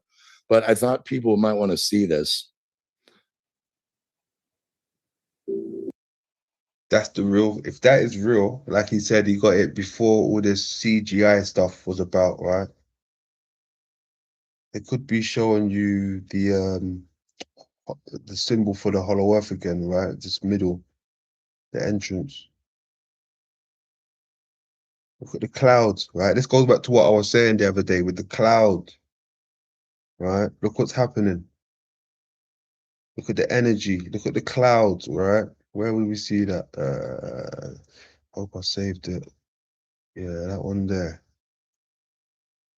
Right, the clouds going around it, right?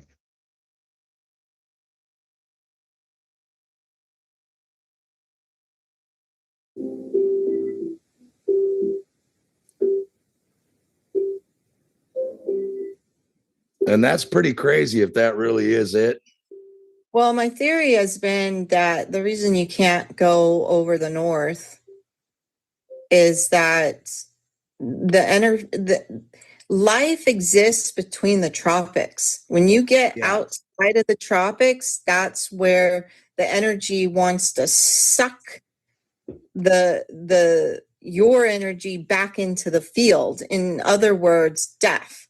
So if you go out from Antarctica and walk all the way out, you're eventually going to die, because there is the sun, the life bringer, is between the tropics. So you would have to have another sun or torus field way out there in another realm in order to continue on. And I'm not saying that it's not a possibility, but it may be that we are only contained within this torus field until after death.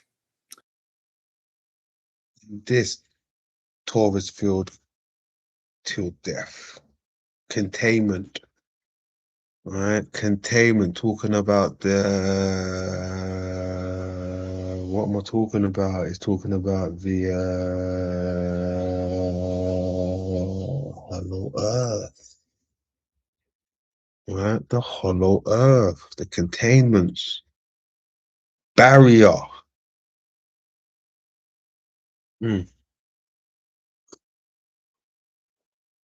See, I think we'll leave that there for now. I won't even push it anymore. I won't push that anymore. Yeah, leave that there. Did I have anything else I wanted to go over? There's a few things, but I'll leave that for another time. Over here. Yeah, we'll leave that for another build. Keep it short and sweet. So what's good, Grand Old Chat Room? Anything new from you people? What have you learned today?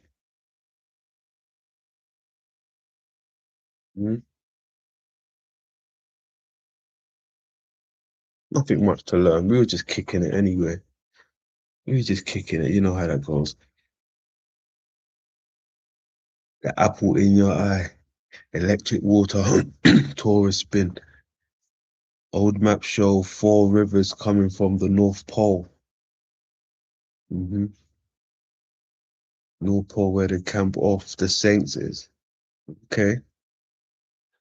Life force energy itself is plasma energy while I connect to other plasma beings. Okay, okay. Electromagnetic field. Also in the matrix, some are not and have a higher frequency than most in order to handle it. Under the sea, under the sea. Take it from me. Yeah. The hell's this?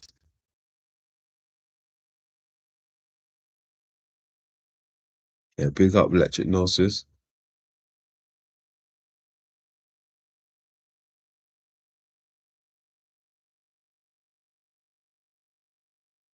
Salute, salute. AI in the building, how we doing? Yeah, I mean, everything leads back to the moon, ladies and gentlemen. Whether you like it or not. All leads back to the moon. Straight moon worship. Inverted realm we are living in. Everything seems upside down. The complete opposite, right? The complete opposite. How is this possible? How is this possible? Is it a mirrored realm? Everything seems upside down. It seems mirrored.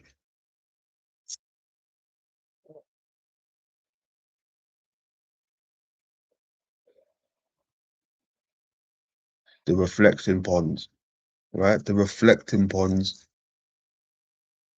I think they was copying the macro. Right? I think they was copying the macro.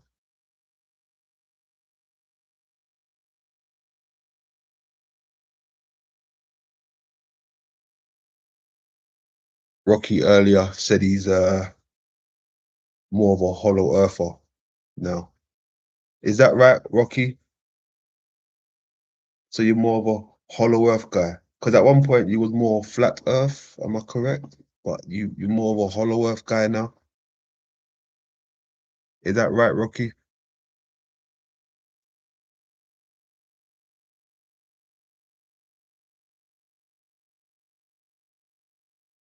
420 if you got that shit.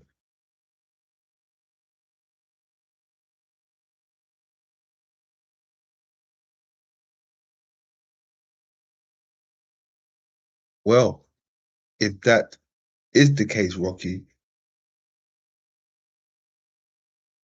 by default, you are actually a moon baby, right?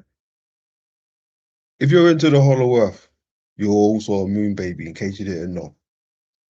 You can't have hollow earth without hollow moon, ladies and gentlemen. They come as a package, right? It comes as a package, in case you did not know. So if you're a hollow earther, you are also a hollow mooner, right? You're a moonie. You didn't know that, did you? You're a moonie. I'm a moonie. We're all moonies, in case you did not know.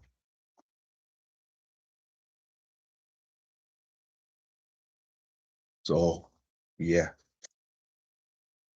I guess you're a moon baby now, Rocky.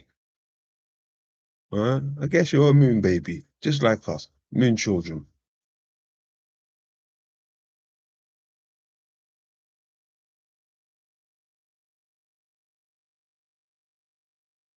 But yeah, it's in the heavens, right? It's written in the stars.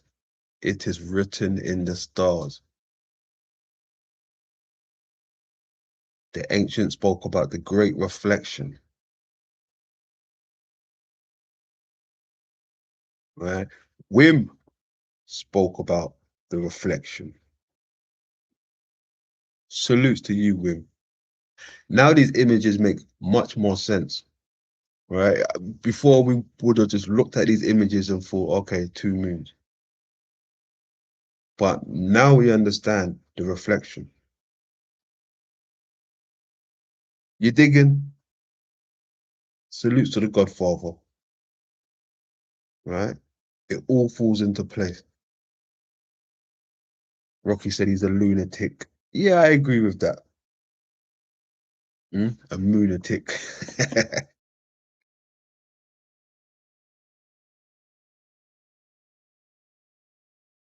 Yeah, crazy. Crazy. Makes much more sense now. Right? It makes much more sense. So this is your dome. Right, look, this, oh, my belly's making noise, hungry. Look, this is your dome.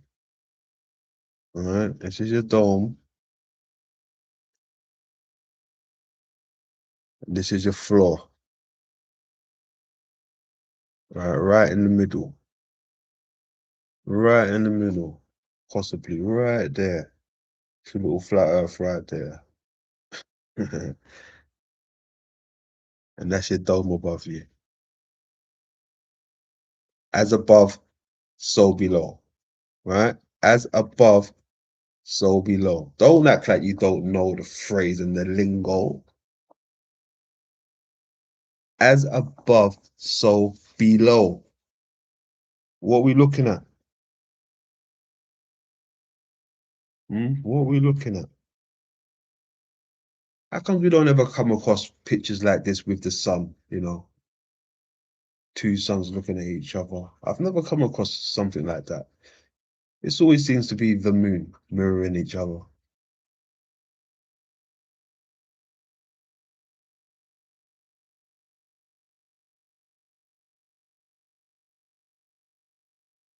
I think you know why. I think we all know why. It all leads back to the moon.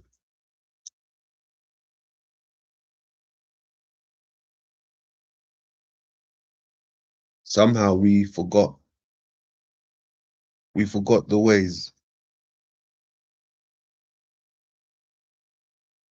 It seems like they hit us with the Men in Black device, you know, mind swipe. Bloop, bloop. They hit us with the Pilium Phrygium. They hit us with the Pilium Phrygium. We completely lost the way. Completely lost it.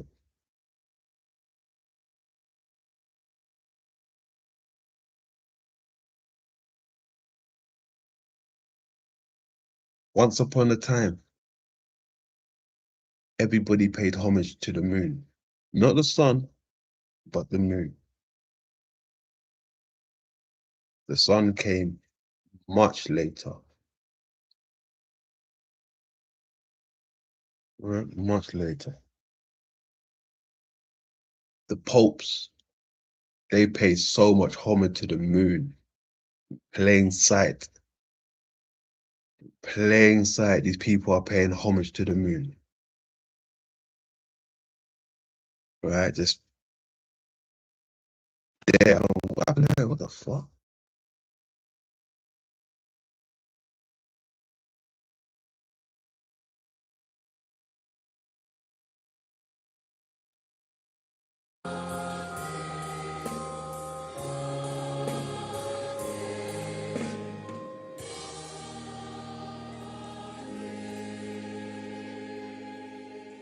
Look at that. What a beauty, huh? Moon in plain sight. That is lovely. They love a moon, don't they? All the while they got you, you know, giving your praises to the sun.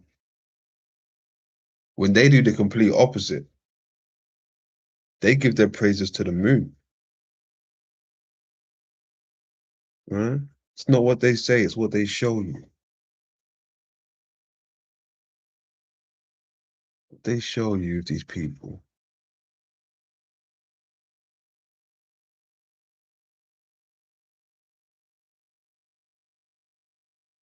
Everything leads back to the moon, ladies and gentlemen, boys and girls.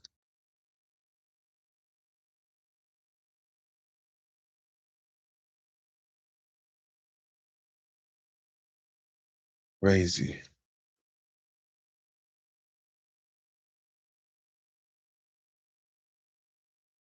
I'm just gonna get a drink.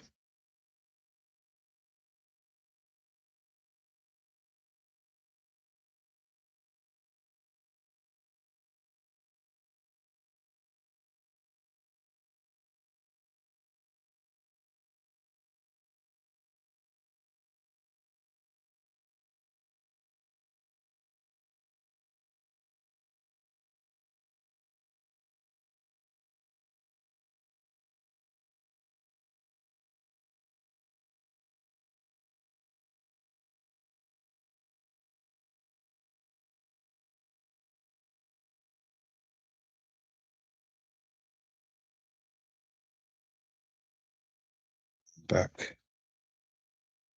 Right. Hit you with the Pilium Frillium. What we got up here? What's this? A link? Let's have a look.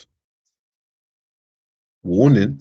What did I? So we definitely have quite a few things to talk about in today's video. For example, the moon has definitely been very weird lately. But before we go ahead and get into any of that, I do want to go ahead and talk about this. Getting weird. Part infinity. So I keep seeing these comments everywhere. She's AI. That sounds low. Hold on a second. Let me go for this way.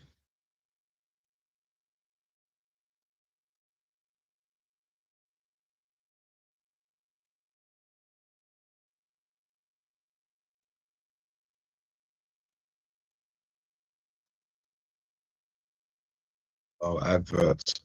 Get started from just £1. Put the mute on. Why is there still sound?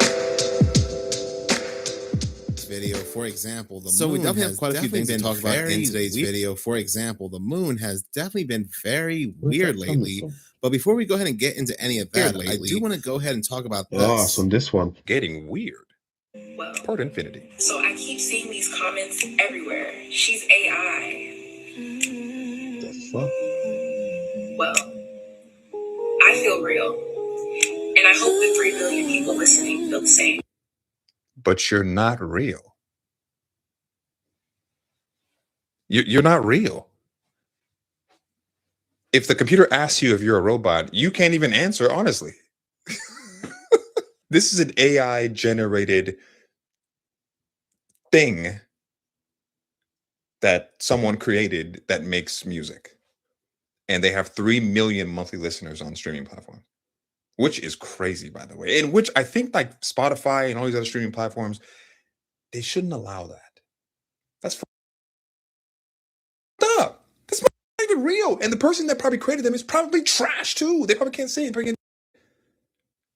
So they do this and they rake in all that money, but it's not even. And I saw a nice truck. I said, you know what? That is pretty awesome. I'm going to send a picture to my wife. But first, I can't. Which you can. But moving on, I have noticed something very strange about the moon. It's the fact that as of January, I'm still seeing the Cheshire Moon in Florida. Now, I made a video on this 2 months ago, and I said, as of November, I'm still seeing the Cheshire Moon at night in Florida. And I'm finding this to be very odd because the Cheshire Moon is not something that appears every month. From what I remembered, it's something that appeared during the spring. And I'm reading this right here directly from the Farmer's Almanac. And I'm only reading this as backup. This is something I truly do remember. And it goes on to say, when to see the smiling moon in the evenings during the spring, March, April, May, and in the mornings during the fall, September, October, November, for middle northern latitudes, which I'm in. Matter of fact, I don't remember the last time I've seen the Cheshire Moon in the morning. And I made this community post right here, and there are people saying they're from Italy, the United Kingdom, even New Jersey, all over, saying that they are also constantly seeing the Cheshire Moon. And I'll stand on this hill. This is not something I'll debate. I do not remember seeing the Cheshire Moon this often 2 years ago, 3 years ago. So I want to see if the smiling moon will also appear in the Northern Hemisphere in February, because if it does, that'll be weird, right? And apparently, reading this right here, in February 2026, the wet moon will be visible in the evening sky from the Northern Hemisphere during the waxing crescent phase, which occurs from February 18th to February 23rd, 2026. Something has definitely gotten a little weird. Something has definitely changed. Now, here are the normal moon phases, and you don't see the smiling moon because the smiling moon is not a normal moon phase. It appears during certain seasons. There is a crescent, but the waxing and waning crescent goes side to side. When the waxing crescent is completely on the bottom where it looks like it has horns, or it's on its tilt where it looks like it's smiling, that is where we get the wet moon, which again should not be every month. But now that it's appearing every month in months that it's not supposed to appear, I guess it should now be considered a normal moon phase. Moving on, but still talking about something very unusual. What is that? Babe, what the is that? You can hear. Babe, what the? There's not long left to get.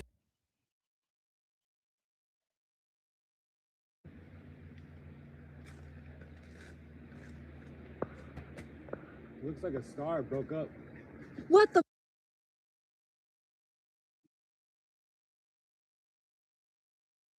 Is that even a shooting star? I don't know, but I wish you'll be in my life forever.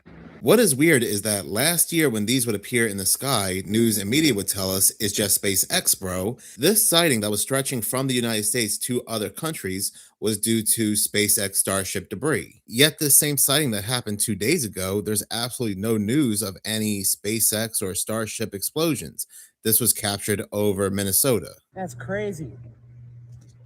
Look at that. Oh, so the same thing again. And there was no SpaceX explosion. Maybe it's them trying to blow up the moon. Maybe this is fragments of the roof that we're seeing, right? Fragments of the firmament falling down. SpaceX. Maybe that's what we're seeing. Fragments falling down, not no bloody rocket ship. Because why is it happening again? And there's been no alert about, another rocket blowing up.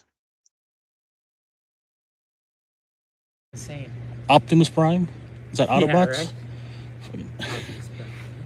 Dude, that is actually That's crazy. so close too. Whoa! They said it's so close too.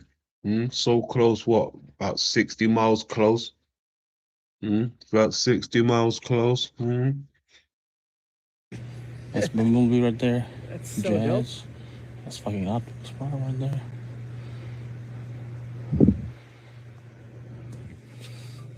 That's actually Oh, crazy. that's actually nice that we came back to that. Dude, if you didn't point that out, I would have. I was like, what the fuck? I thought it was like a fucking plane. Like, there's no way it's that bright. No. Well, especially the streak as well. Yeah. That looks really close too. So given the fact that there was no reports of any SpaceX, Starship, or rocket explosions that occurred to cause this debris, then what is this? And then that would mean that they were using SpaceX previously to cover up whatever this thing was. Of course they were. Anytime there's a strange sighting in the sky, no matter how it always looks different. The answer is always SpaceX. But again, this time, there's no SpaceX answer to be found. I think things truly had gone weird ever since the April 8th solar eclipse. Things have been weird for quite some time, even going back to 2012. 2008 was the first appearance of the Mandela effect, and interestingly enough, that was the same time CERN started the Large Hadron Collider. What the hell could that be? If that isn't SpaceX, what is it? Because it's happened more than once now. What do you lot think it could be? But to me, I always felt like the April 8th solar eclipse was one giant ritual, and things truly had gone bizarre directly afterwards. There will be another total solar eclipse, this time going over Greenland on August 12th, which is said to start the golden age of solar eclipses. One of these golden age solar eclipses will begin in 2027, and this one's very interesting as it goes directly over the Temple of Osiris. This video is from Peggy Bolton.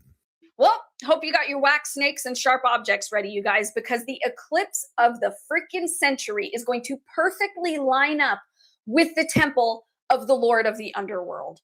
Not just a little bit, exactly. This is an overlay I did of the map of Egypt and data for the path of totality for the eclipse of the century, which is happening August 2nd, 2027. The moon will be in perfect alignment with the sun to block it out for 6 minutes and 23 seconds. We won't see another eclipse like this in the 21st century. And that alignment is happening directly over the Temple of Osiris. Just for fun, do you know what else is at this location? The Temple of Seti, where you may have seen these images before, where people thought these looked a lot more like modern technology than ancient technology. So back in the day, the Egyptians believed that Osiris was the ruler of the afterlife, and he would judge the souls of the deceased through the weighing of the heart ceremony. So in history, the Egyptians believed that Ra got chased every night by Apep or Apophis into the underworld. And now we have the eclipse of the century with the total duration of darkness that lasts the longest, lining up with the temple of the Lord of the Underworld. Apep would chase Ra every night into the underworld, and priests would perform ceremonies every night. They would take wax snakes, effigies, and they would literally destroy them to help Ra defeat Apep. You guys, the solar eclipse wasn't just viewed as a bad omen by the Egyptians. Historically, it was bad news for monarchs. In fact, there's a whole list of rulers whose deaths have coincided near eclipses. So in some... See, you know what's crazy? When I'm hearing this now, right? This is sounding like, look, Ra trying to kill Apep now. It's almost sounding like the mother coming back, right? Because Apep is tied into the snake. Snake is the mother. Apep is the mother. It's like she's coming back with vengeance, right? Lilith's vengeance, right? Revenge of Lilith. Revenge of Apep, right? She's coming back in the night, trying to win it back. But Apep keeps on driving it back. So not Apep, Ra. Right? It's tied in with the mother. Apep would be the mother goddess, right? Tied in with the moon. Right? Ancient Mesopotamian cultures, they would actually put in a substitute king to take on the perceived curse. So yeah, what do you guys think about this little coincidence? Also, in April, Friday the 13th of 2029, there's an asteroid named Apophis who is supposed to come pretty close to Earth. In fact, I've made a video about that and it's pinned. Well, and I'm sure big media, like I said on my previous video on Seconds of Horror, they're going to try to hype up some type of big event prior to this to have us believe that the world is going to come to an end or something along those lines, to have us put a lot of negative emotions going into this day. That is a part of their rituals that, again, we saw with the April 8th solar eclipse. Nobody knows the exact date that the world is going to come to an end, so don't have them put that type of fear in you. Will we see signs in the skies and things like that? Sure, but nobody knows the exact hour or day.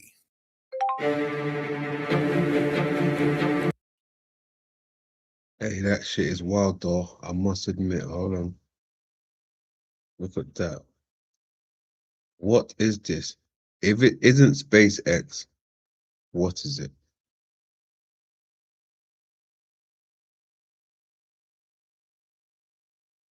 Look at that.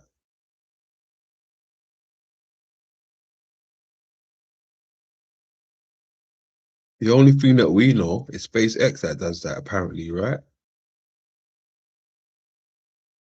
But SpaceX was nowhere to be seen.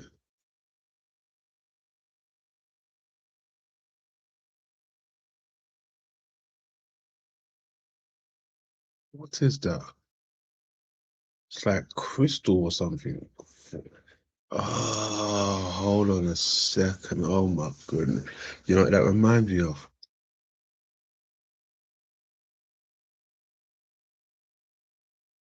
Hold on. Oh shit, just got a message from Liz. Salute to Liz. Second.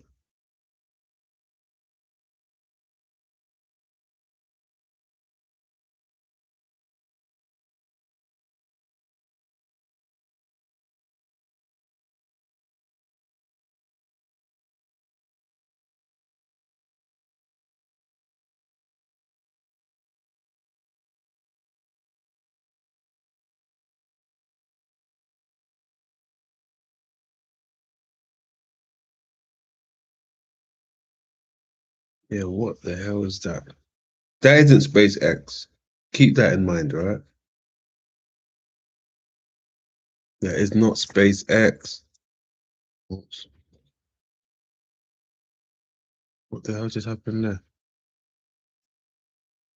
Look, that's not SpaceX.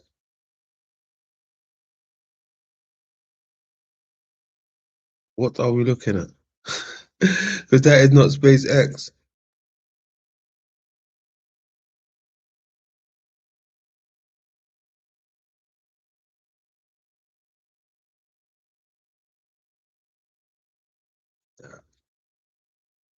Where's this thing gone? I'm trying to look for something. 1 second.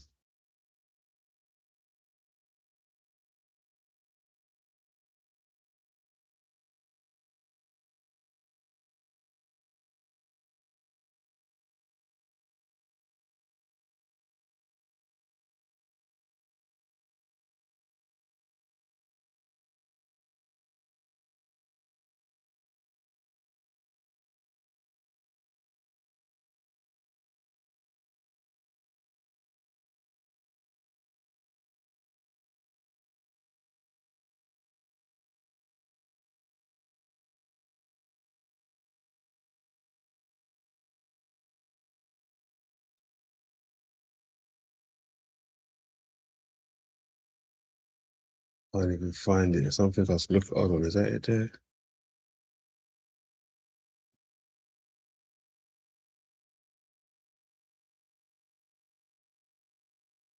Hold on. That's not it.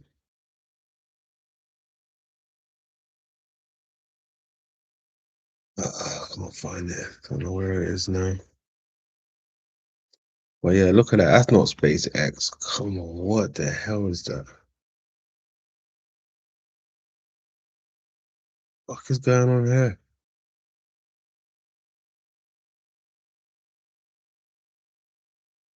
It's wild.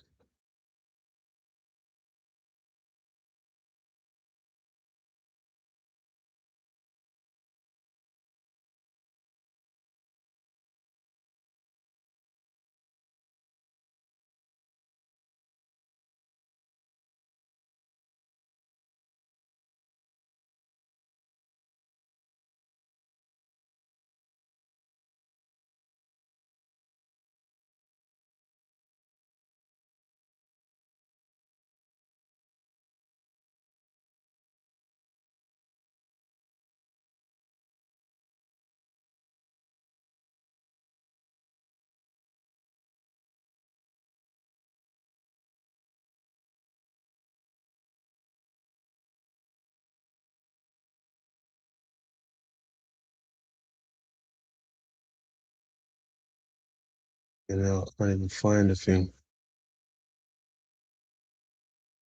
Yeah, that's not fucking SpaceX. I know that much anyway. Yeah, I had something to show you guys, but I can't even find it. I can't even find it. I don't know where it's gone. Better let next time then. Fuck it. I thought I can't move the chat. What's going on there? Testing, testing. What the hell's going on there? Why can't I move it?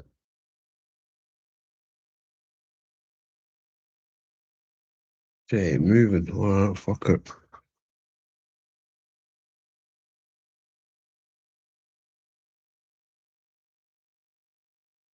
Yeah, this shit right here, they got some explaining to do. Right?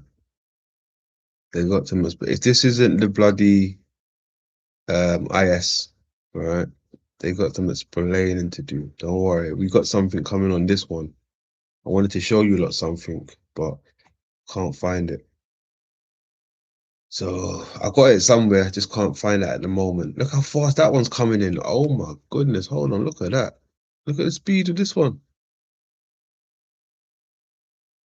That was speeding.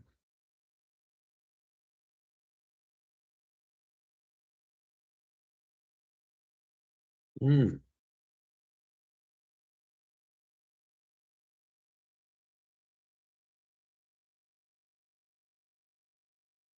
Yeah, that isn't SpaceX. No way that's SpaceX. They got some explaining to do now, right? They got some explaining to do. Yeah, they got some explaining to do. Look at that.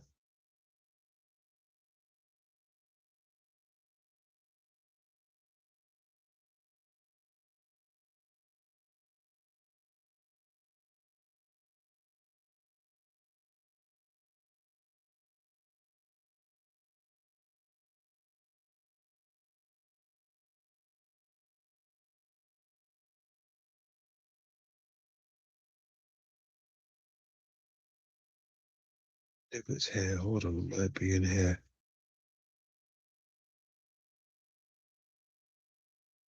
Um,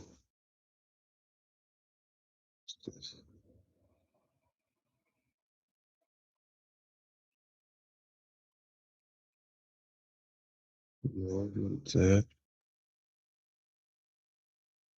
No, that's not it. Oh, it might be here. Hold on. What's this? What's this? Hold on.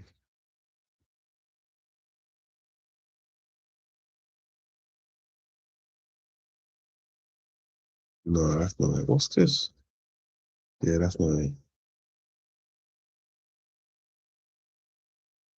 Damn.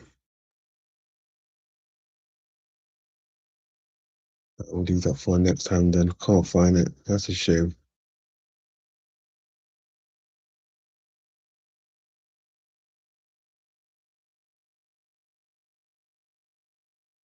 What's this?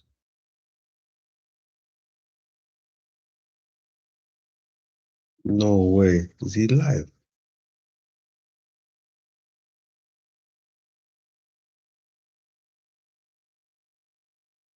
Oh, did we miss it? Oh, Lord. So John was live today, was he? Yeah? Okay.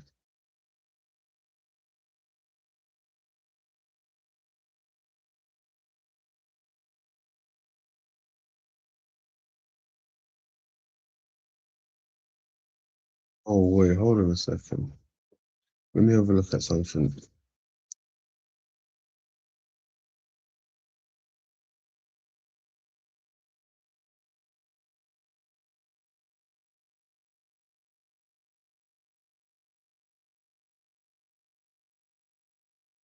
So, what's his name? Mr. John Levy. John Levy, whatever. I think he was on a show earlier. And anybody else, I would invite anybody to just jump in. Feel free. Don't feel rude. Hey, John, when you started the call off today, talking about what you're going to talk about in your video this weekend or tomorrow, I guess, a total synchronicity. So I actually flew home from Vegas last night. So I took a bunch of pictures of the start of the Grand Canyon, and I don't want you to tell me what the number 3 is, but I have a guess. Okay. If you want, and Yeah, I will let. sweet. I like it. Yeah. All right, I'll. Can you let me share? Where's share? I guess I do have something to kind of it's in regards to Ed. So last time on Wednesday we were talking about like planning on talking about the sun in the future. And then the topic of eclipses came up, and I thought about those pictures you took that were just so cool because you had all that pink plasma action going on in it. Oh, And yeah. I don't know if you can join or if you can share on Patreon or something, but maybe we can just like schedule or something. I just thought that'd I'd be love cool to. if you brought Yeah. those pictures Yes, back. yes, I'm glad, Yeah. El. I'm glad because I forgot. I totally forgot. I'm glad you brought that up. Yes, we were wanting to review your pictures. Oh, awesome. Yes, And I but don't know, John, if you got the email, but I sent them to you. I did. It's like okay. it's buried in my email. Oh, yeah. I see. Okay. But yes, we should have a presentation. In fact, if not today, if they're not handy, we could do it another time. But yes, I would love to discuss your pictures as a group here.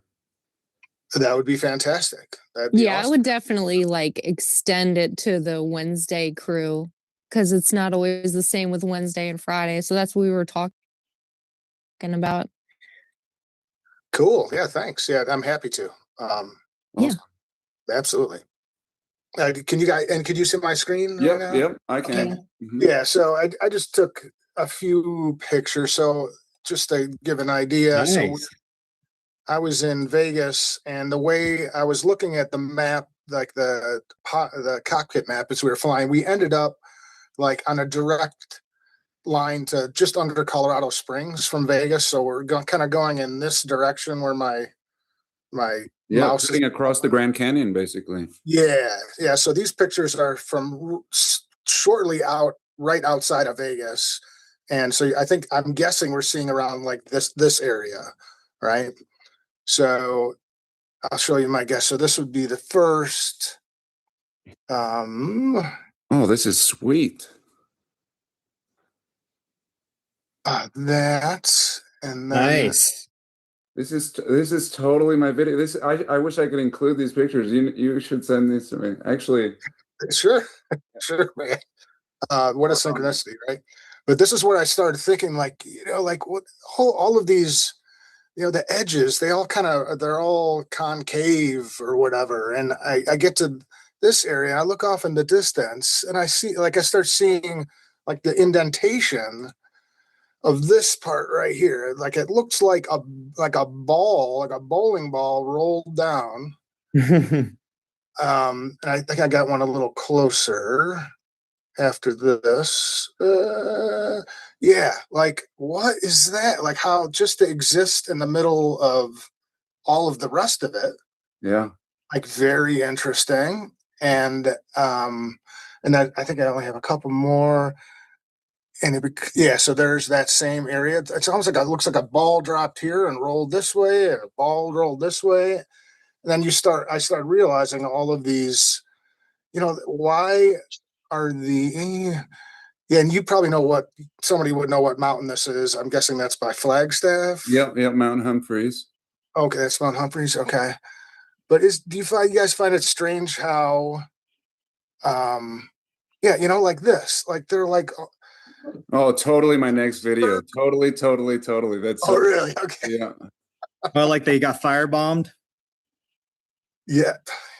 So say it. Go ahead and say it. I don't know if I'm going to tell you guys. I don't know if I'm going to spoil, but tell us. What are your No, thoughts? I mean, apart from the ball, something circular, I don't have anything else. So I'll look forward to. I think this is it. I think it's this.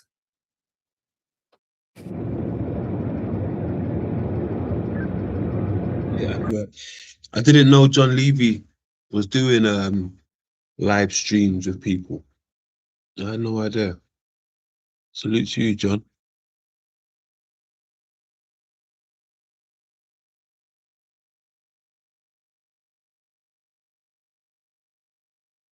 Yeah. Yes. Yeah. I noticed. Well, and that was option 2. Like I said, If you see all the little things branching off, like especially like this right there, of the Grand Canyon, this part. Totally. That's It totally looks like that's an electrical totally current. Totally looks like electrical current. And if you just go above as well, and if you're like above the clouds and there are clouds over, sometimes the clouds will make the exact same shape and look But like you, that same but you see electrical current on the ground. the line is what gives me the thing, you know, it's one connected long line up here, you know, Sure. that that's what it makes it for me look more like the electric. Yeah, agreed. Is that initial line up there that just goes right across, you know, it's like, oops. It's like, how can you not see that on the Grand Canyon? It's like, and then when people go on YouTube and they do it on wood, it looks exactly like that, you know? Yes. So that's mine, but I mean, John's proven me wrong on a whole bunch of stuff, so. Well, and I don't know. Of course, even in my video, I'll say I don't know. But yeah, I proposed three things, and Like, look at that. That's ridiculous. Yeah, But so yeah, I think that's about all I had. So I'll turn it back over to whoever. well, that's cool. those Great pictures. You took those from the plane? Yeah, it's Were a you- cell phone looking out at, so they're blurry. Oh, they're but, great. Those are great. Were you zooming in? on occasion. Yeah, on occasion. That's in the Rockies now, but I think there was one thing too. Was it back See here? that last picture? That last picture doesn't look like water. The one before that, the one before this one. This one? Oh no, that one. So look at that. So again, my three theories: water.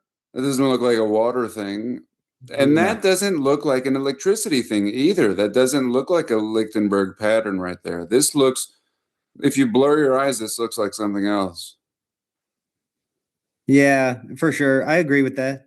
But in the background, it kind of does look like it though. Like in It the looks like background. the big crack in the. At the back there, you can see something like a wall or something. What's this? That big structure all the way along. That's not a caldera, is it? They're not inside a caldera. What is this? In the background but then this right here in the foreground, Yeah. this is really. Let me take a screenshot of this at the very least. Let me just take it real quick. Sorry, I was sitting down.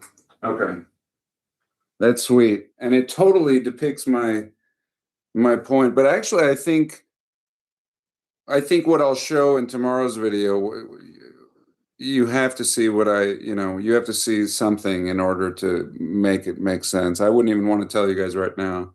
All right, don't spoil it. Yeah, let us be surprised. But that's a great picture. That's a great picture right there. All of them. Hey, I got a random off-topic one. Well, kind of not. It's electricity based. You've seen these things Real from quick, Tesla, sorry. right? Did you get it? Did you get this picture, John? Should I stop sharing? I don't want to. Oh yes, I got it. Thank you. Okay, Yes, cool. I'll thanks for stop sharing sharing. all that. That was awesome, and thank you, Elle, for bringing. Yeah, thanks, Al. Yeah, you're welcome. I thought they were really cool photos. I'm not surprised to see you have more cool photos. Yeah, thanks. I bet you do too. I can see right behind your picture there. You're showing. Oh, thanks. Yeah, I Some of put in yours. the chat, I have to dote on Michael Steinbacher one more time. So he definitely talks about all those features everyone's wondering about. And he kind of looks at things through the lens of academia. But I appreciate that, unfortunately, he's not alive anymore, but his theories were kind of like way out there, but they made total sense to me. So I just want to share that in the chat. Oh, awesome! Awesome. Yeah, that picture of me is from St. Augustine. It's a really cool town. If anyone wants to have a fun trip to Florida, it's really different from the rest of Florida, honestly. But, An old world building. oh yeah, it's definitely that Moorish style. Really fascinating, and everything's just built in a real municipal. That's all I can see it as. It's in this weird municipal layout where it just doesn't make sense. If Spain has so much money, why is that fort so small? And just a lot of things don't add up with it, as well as the rest of our American history. but it's a fun place to go. So Definitely in the was winter. Michael Steinbacher or whatever, was he the electric universe theory founder? Oh yeah, I guess so. I guess so. Oh, I didn't know that. Okay. I'm really not sure. I just really appreciate his work. And someone had turned me on to him like years ago, and I just found that like he never got any attention. I I'm feel like, like well, I discovered him through just with the comments. Like when I started making videos from day one, people, when I talk about the reset, people would be like, the electric universe, or no, I'm sorry. It was the Thunderbolts project, which I'm sure is kind of similar. no, he's not part of the He's Thunderbolts not? project. Okay, okay. No, but it's similar. Like it was at the same time. I think all this information kind of started catching popularity. I guess Mhm. Thunderbolts is interesting too. Just like I just like it's healthy that it's different and people are just asking questions. And I feel like that's kind of getting lost now. I don't know why. Like just with everything with AI, I feel like everything's becoming so enshittified and just there's no like new. Hold on. I got your message, Angel. Do that now. My Vinted Empire. You know what? We can always come back to that. To John on another segment. Right? We'll come to the John on another segment. We see what they're talking about. But I think this one is maybe like 20 minutes or so. Take up for 20 minutes or so. Fucking long adverts.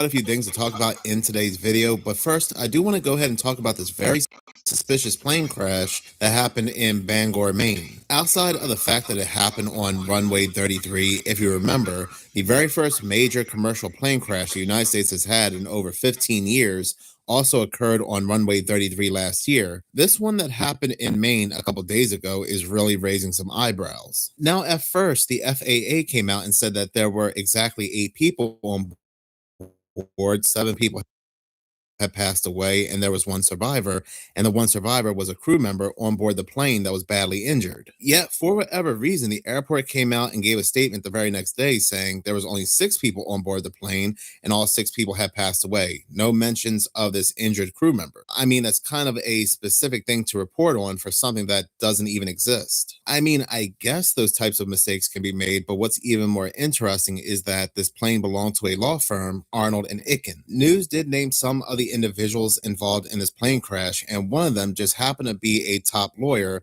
So hold on, wait 1 second. Did they get the numbers wrong? Hold on a second. How much people died? Say that again.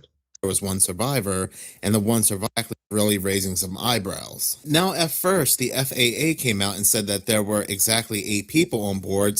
Exactly 8 people on board, right? 8 people, they said. 7 people had passed away. 7 people passed away. And there was 1 survivor. 1 survivor. And the 1 survivor was a crew member on board the plane that was badly injured. Crew member badly injured. Yet, for whatever reason, the airport came out and gave a statement the very next day saying there was only 6 people on board the plane, and all 6 people had passed away. No. Only 6 and 6 passed away. What? That don't add up. From 5 to 6, right? No, sorry. Was it 8? Was it 8? Oh, fuck, I forgot the number now. Yeah, I think it was 8. Or 7. Oh, that's crazy. Too much weed. No mentions of this injured crew member. I mean, that's kind of a specific thing to report on for something that doesn't even exist. I mean, I guess those types of mistakes can be made, but what's even more interesting is that this plane belonged to a law firm, Arnold and Icken. News did name some of the individuals involved in this plane crash, and one of them just happened to be a top lawyer, 46-year-old Tara Arnold. What some people are finding suspicious is the timing. News is coming out that this law firm is known for defending undocumented migrants and is supposedly anti-ICE. But what I found interesting is that their law firm went up against Big Pharma and won. Reading this case description on their website, it reads, in October of 2019, our firm won a record-breaking $8 billion punitive damage verdict against Johnson & Johnson.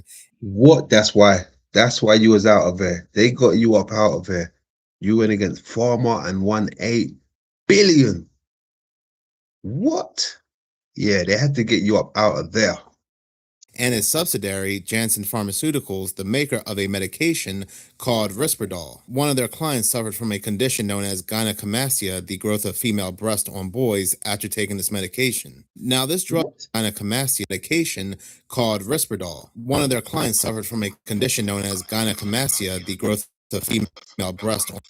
Damn, our client suffered from a condition called gynecomastia. That is crazy.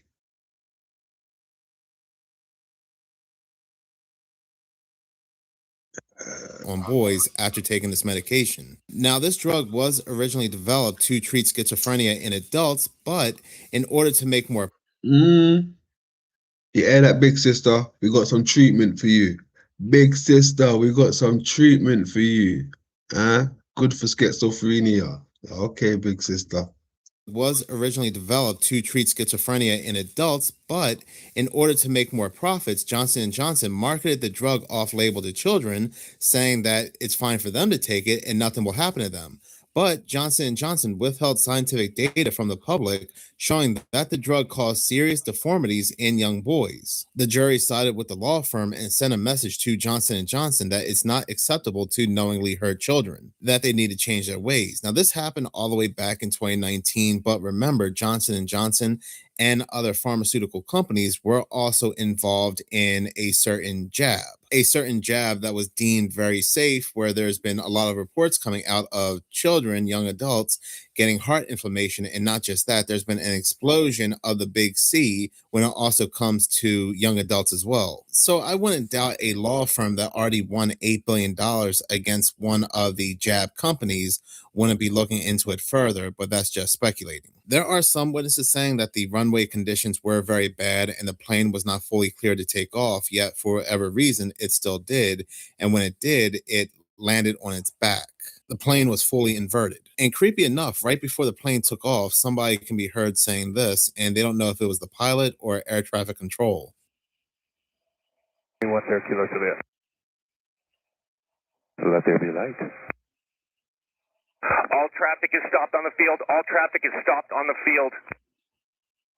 Let there be light. Why would they say that? Who said that? What? Let there be light. All traffic is stopped on the field. All traffic is stopped on the field. Let there be light. There's not long left to get. Huh? They're talking about the light show. Very creepy. The last thing said before the crash was "let there be light," and it was the pilot saying that due to very low visibility, why again even attempt to take off. The type of plane that this is as well, the Bombardier 600, is also well known to have a lot of risks taking off during winter weather, so you would think they would have been especially careful. While there are a lot of suspicious things going on in this news story, it is also important to point out not only the fact of runway 33, we do know when the number 33 appears, usually it's a scripted event, but also is the fact that the law firm, its initials are moving AI. on, I do have to say that there are some things going on that, for me anyway, personally for me, were not normal in my previous timeline. May have been normal for you, but not for me. For example, what I spoke about yesterday, the Cheshire Moon, the wet moon, constantly appearing every month, exploding trees, things like that. But one thing I'm certain I've... Exploding trees? Is that a thing? Is that really a thing? Exploding trees? No way. Appearing every month, exploding trees, things like that. But one thing I'm certain I've never heard of before are these things called frostquakes.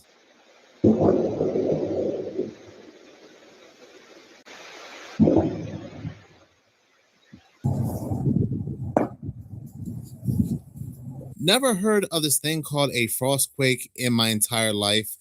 Yeah, I've never heard of that. A frostquake. Never. Anybody heard of a frostquake before? Until last month when news had reported on it. Because here's where the gaslighting begins. People down in the South were hearing all these very strange sounds, these loud, mysterious booms and things like that. Because there was no identifiable source,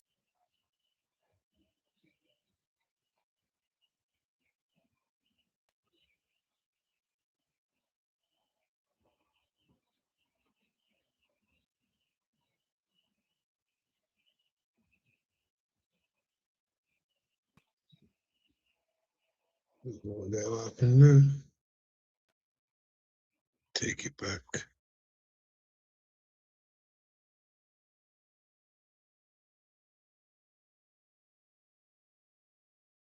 As Tennessee, but they are more common in colder climates farther north. Like I said before, born and raised in New Jersey for over 20 years before moving to Florida, and never once heard of anything called a frostquake. This article, WDRB, goes on to say, while this is not a technical earthquake, it may be hard to tell a difference in the moment. It also has an official name that kind of sounds earthquake related, cryosism. The ground will shake, maybe crack, and you'll hear a loud boom. And this is what news wants us to believe that these people down in the South are also hearing. But apparently they're getting more common. As of last night, people in Kentucky were hearing these very loud booms that were echoing across the state. This one woman said she was outside one day and kept hearing these pops that sound like firecrackers going off underground right where she was standing, and her husband thought she was crazy. He thought that somebody was shooting off a gun in the distance. Not only were these loud booms heard in the areas of Monticello, but they were also heard in neighboring towns.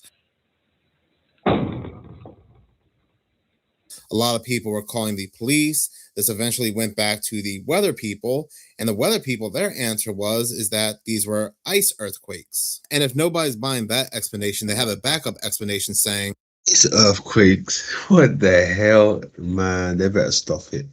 Another explanation for booms during cold snaps is the expansion and contraction of houses and other structures during the extreme temperatures. People are leaving comments like this one right here saying, and why have we never heard of these so-called frostquakes before?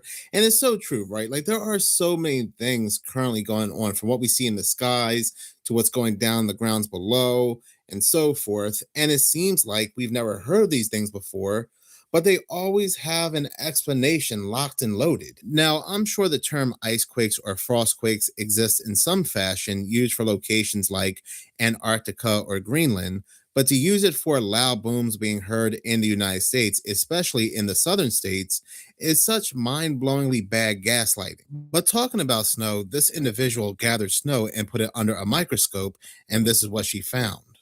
So I'm going to take you guys outside with me. We're going to collect a little bit of this snow here. Okay. So, all right, guys, we're getting set up to check our snow. Let's see what kind of shit they're putting in this. Not that I'll be able to know what they're putting in it, but we should just see water, right? That's all we should see. Let me adjust my condenser here. Okay, so I'm gonna let you guys watch me do this so nobody says I'm doing anything weird. We have our clean microscope slide. We have our fresh snow from outside. And we are just gonna put a tiny bit on there. It's little rocks. All right, I need a top cover slide. Jojo, relax, buddy. There ain't nothing out there. Okay.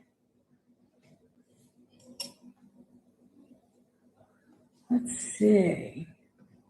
Turn you guys over here so you can hopefully see what I'm seeing.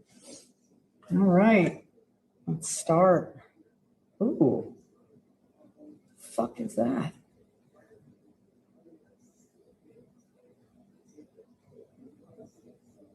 Weird.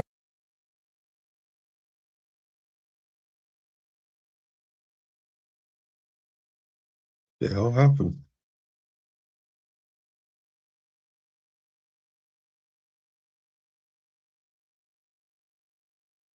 What just happened?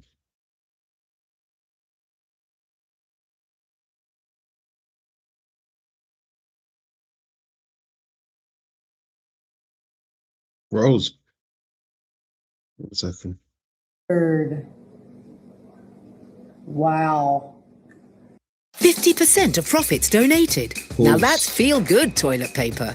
Who gives a crap? Let me show you guys this. I'm going to flip this camera around. All right, guys. This is really weird because these are not ice crystals. You can clearly see that that is water on my slide. Okay. These look like effing parasites or some type of plastic. And we are seeing these strange X shapes, okay, which look very similar to me, like a chromosome marker. See how shiny blue these are? This is how heavy metals show up in the blood. Now, just to be clear, everyone, this is what snow and water are supposed to look like under a microscope, not the strange shapes and shiny material Now, on that we top just of all the saw. strange stuff that we just saw in the snow, I've been in here messing with the microscope now for at least a half an hour. Check it out, guys. Why is the snow not melted? It's 70-some degrees in my house. I have a fire going. This should be melted. Pretty freaky, right? This goes to show that if you're snowed in, this isn't going to melt for a while. But why is this shit not melting? Normal snow should have melted by now. We are certainly dealing with a very strange situation. Do not let your children consume this snow. With the amount of stuff that's being sprayed in the skies between barium, aluminum, among other things, it's not surprising there would also be things within the snow. That to me also looks like some kind of nanoparticles. Did y'all see this right here? We're about to take a pretty quick trip down the rabbit hole. First, though, obviously, we can see something very abnormal happening with our eyes right here. I wonder what would slot the eye the entire length of the eyeball. But watch how it goes from a round pupil to a slotted. What in the world? And we're also about to take a look into some very weird faces and also some very strange things happening at. What's going on with this dude? What? That could just be contrast added from the camera or exposure or the lack thereof. But that camera lighting, exposure, anything cannot change the shape of your pupil. So lie to yourself if you want to. We've seen this stuff for years, guys. So you mean to tell me that Macron got a very brilliant eye injury to wearing sunglasses to this up here? Of course, it's just a wrinkle. Pompeo, of course, just a wrinkle. Picos them? No, I doubt it. That video came from Moon Henry, and at first I thought that was Noam, but that's actually New York Governor Kathy Hochul. Yeah, this video is pretty freaky, and the guy to the left of her, something looks off about him too, but when it Yeah, that is wild. Her eyes just go nuts. comes to her eyes, I just get the strongest feeling that we're going to get some big disclosure soon, because it seems like they're having a harder and harder time keeping their form. There is going to be a big reveal that not everybody that walks among us is human. I think there's some really dark stuff that could potentially be going on. I didn't really want to make this video, but I need to make it because I need to know if anybody else has experienced something similar like this, because if this is what's going on, we need to uncover the truth. Long story short, my husband and I have a dear friend who had a mental health crisis, which resulted in him going to a mental hospital. When he was released, we were not able to go and pick him up. The mental hospital was about 3 hours away from our home. Social worker contacted us and said that they had found him a form of transportation. Keep in mind, our friend does not have insurance and he did not have money to pay anybody to bring him home. But they were overly optimistic and overly willing to bring him home by this transportation service. After several hours of not hearing anything, we called the mental hospital. They said that he had been released 3 hours ago. That didn't line up with the timeline because at this point, this is 5.5, 6 hours later. When our friend arrives at our house, he's very disheveled, he's very frantic, and he appears to be under the influence of something. Now, yes, our friend does regularly smoke THC. It's just the truth. We don't, but he does. We don't judge. We gave him his space, but then after about an hour, we start asking him questions like, what has happened to you, dude? So after he kind of comes to, he tells us that the driver of this transportation service asked if he wants to hit his THC vape. And our friend says this THC vape did not make him feel normal at all, but then it gets worse. He starts looking around and he realizes the signs that he's passing are the opposite direction of where our house is. Now, keep in mind, our friend pew-pewed himself in the foot, which is the reason why he went to the mental hospital. So the driver is probably under the assumption that our friend cannot walk. Then our friend tells him to pull over at a gas station. and let him out the car. Our friend is shouting at him from the back seat, pull over and let me out of this car right now. He lets him out of the car, and the driver even makes the comment, I thought you couldn't walk. What is so crazy to me is once this driver realizes that our friend can walk and that he understands that they're going in the wrong direction towards our home, he tells our friend to get back in the car, that everything's okay, and he turns around and starts going in the right direction. Now, this is not my story. This is not my testimony. This is our friend's testimony. But I wanted to get on here and see if anybody has had a similar experience after being dismissed from a mental hospital. Because if this is something that is going on, there's some sort of back end transporting, if you understand what I'm saying, that is going on. Somebody needs to be paying attention. Do you realize how many potential mental hospital patients who don't have friends, who don't have family, could potentially be taken advantage of in these situations? To this day, our friend is very traumatized. Now, Yeah, that is wild. He was going in the opposite direction of home. Opposite direction. That's crazy. It's only until he realized that, hey, this guy has half a brain, I better take him back home.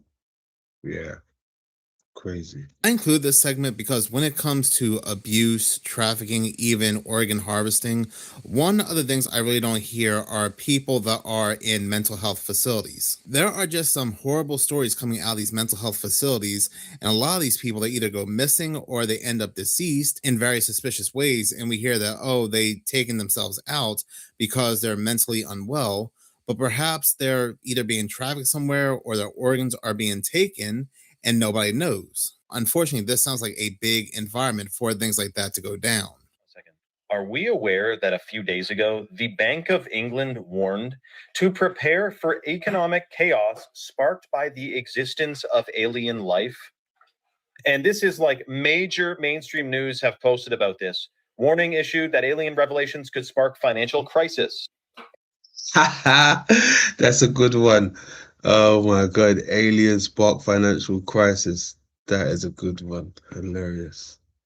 And this one from The Independent. Bank of England must plan for a financial crisis triggered by aliens, says former policy expert. So my question is this. Is there going to be a financial crisis that's triggered by aliens?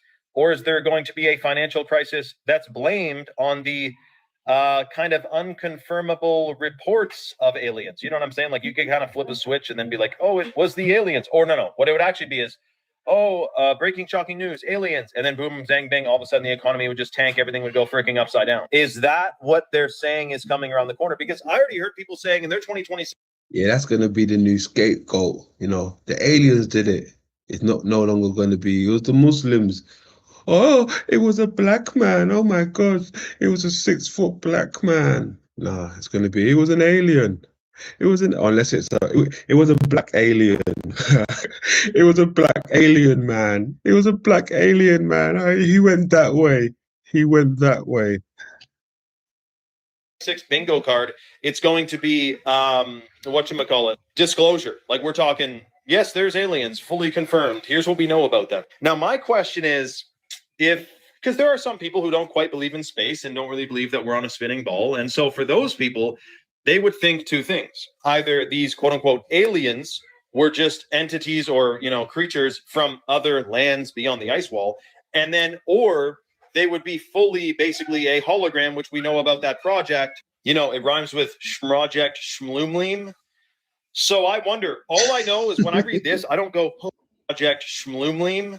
So I wonder, all I know is when I read this, I don't go, oh no, aliens are going to crash the economy. I go, what's the angle here? That's what I think, man. What is this priming us for? This sounds like it's priming us for disclosure. Or you could kind of perhaps sheepishly read this and go, dang, like, thankfully we're being warned, like when these aliens come, we better make sure we got our stuff sorted out. You know what I'm saying? So I've touched on this before, and this just feels like another scam, another ploy to steal people's money, because we do know some type of disclosure is coming, more than likely a scripted one. And when it comes, why would they have to empty out people's bank accounts? Makes no sense whatsoever. These are thieves. They're crooks. welcome to the end, where apparently AI is poised to take over language, law, and religion. Well, at least according to this guy right here. Now, this was stated from earlier this week at Davos from the historian Harari, and he said that AI is evolving into an autonomous agent that could eventually force governments to decide whether machines deserve legal recognition. Yeah, how about no? Now, here is a quote from him at Davos. Humans took over the world not because we are the strongest physically, but because we discovered how to use words to get thousands and millions and billions of strangers to cooperate. He went on to say that this is our superpower. I'm not sure about you guys, but it makes me think about the Tower of Babel. Now, he went on to point to religions and how they were grounded in sacred texts, including Judaism, Christianity, and Islam, arguing that AI's ability to read, retain, and synthesize, say that 10 times fast, synthesize fast bodies of writing could make machines the most authoritative interpreters of scripture. Yeah, once again, how about no? And now, if that was not interesting enough that he is talking about AI taking over religion, he went on to compare the spread of AI systems to a new form of immigration and said the debate around the technology will soon focus on whether governments should grant AI systems legal personhood. I don't like this. Yeah, do you see where this is all headed towards? The writing on the wall. So he first talks about how AI is going to take over religions because it will be authoritative over all the religious texts. So that's going to be your new God. You can just go to AI to then figure out the truth. And then with that, is it a person? Because maybe the governments of the world are going to grant AI legal personhood. Kind of aligns with the theory, the speculation that the Antichrist will have something to do with AI and merging with AI and the data centers and creating this hive mind where then people connect themselves through some type of technology to the hive mind through AI and whatnot. Doesn't it sound so wonderful? That video came from Shep for the Messiah, and it's just so obvious that they want to usher in this one world AI religion. But it just doesn't stop there, because to them, the singularity is here. They want everything digital. They don't want us to own anything physical, even currency, especially currency. The AI religion is just one part of their whole overall plan. We're going to see more and more pushes for chips in the brain and things like that. Again, as they say, the singularity is here. But in any case, thank you so much for watching. If you like this channel, Yeah, good stuff. Chips in the brain. That don't sound too bad, does it? Chips in the brain. I'll have 2 of them, please. 2 of them, yeah. Grand old chat room. Grand old chat room. Salutes. Solte ruled by Saturn. Day 1S. Angel Wings. Phil. Somewhere in time. Chill. All of you folks. Thanks for stopping by, checking us out, man. Appreciate you guys. We'll do this dance again. I'm pretty sure of it. I'm pretty sure of it. So, yeah, keeping in mind, everything leads back to the moon. All right.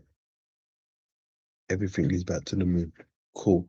With that being said, you already know the motto. Look after yourself, love over war, and lay low. London.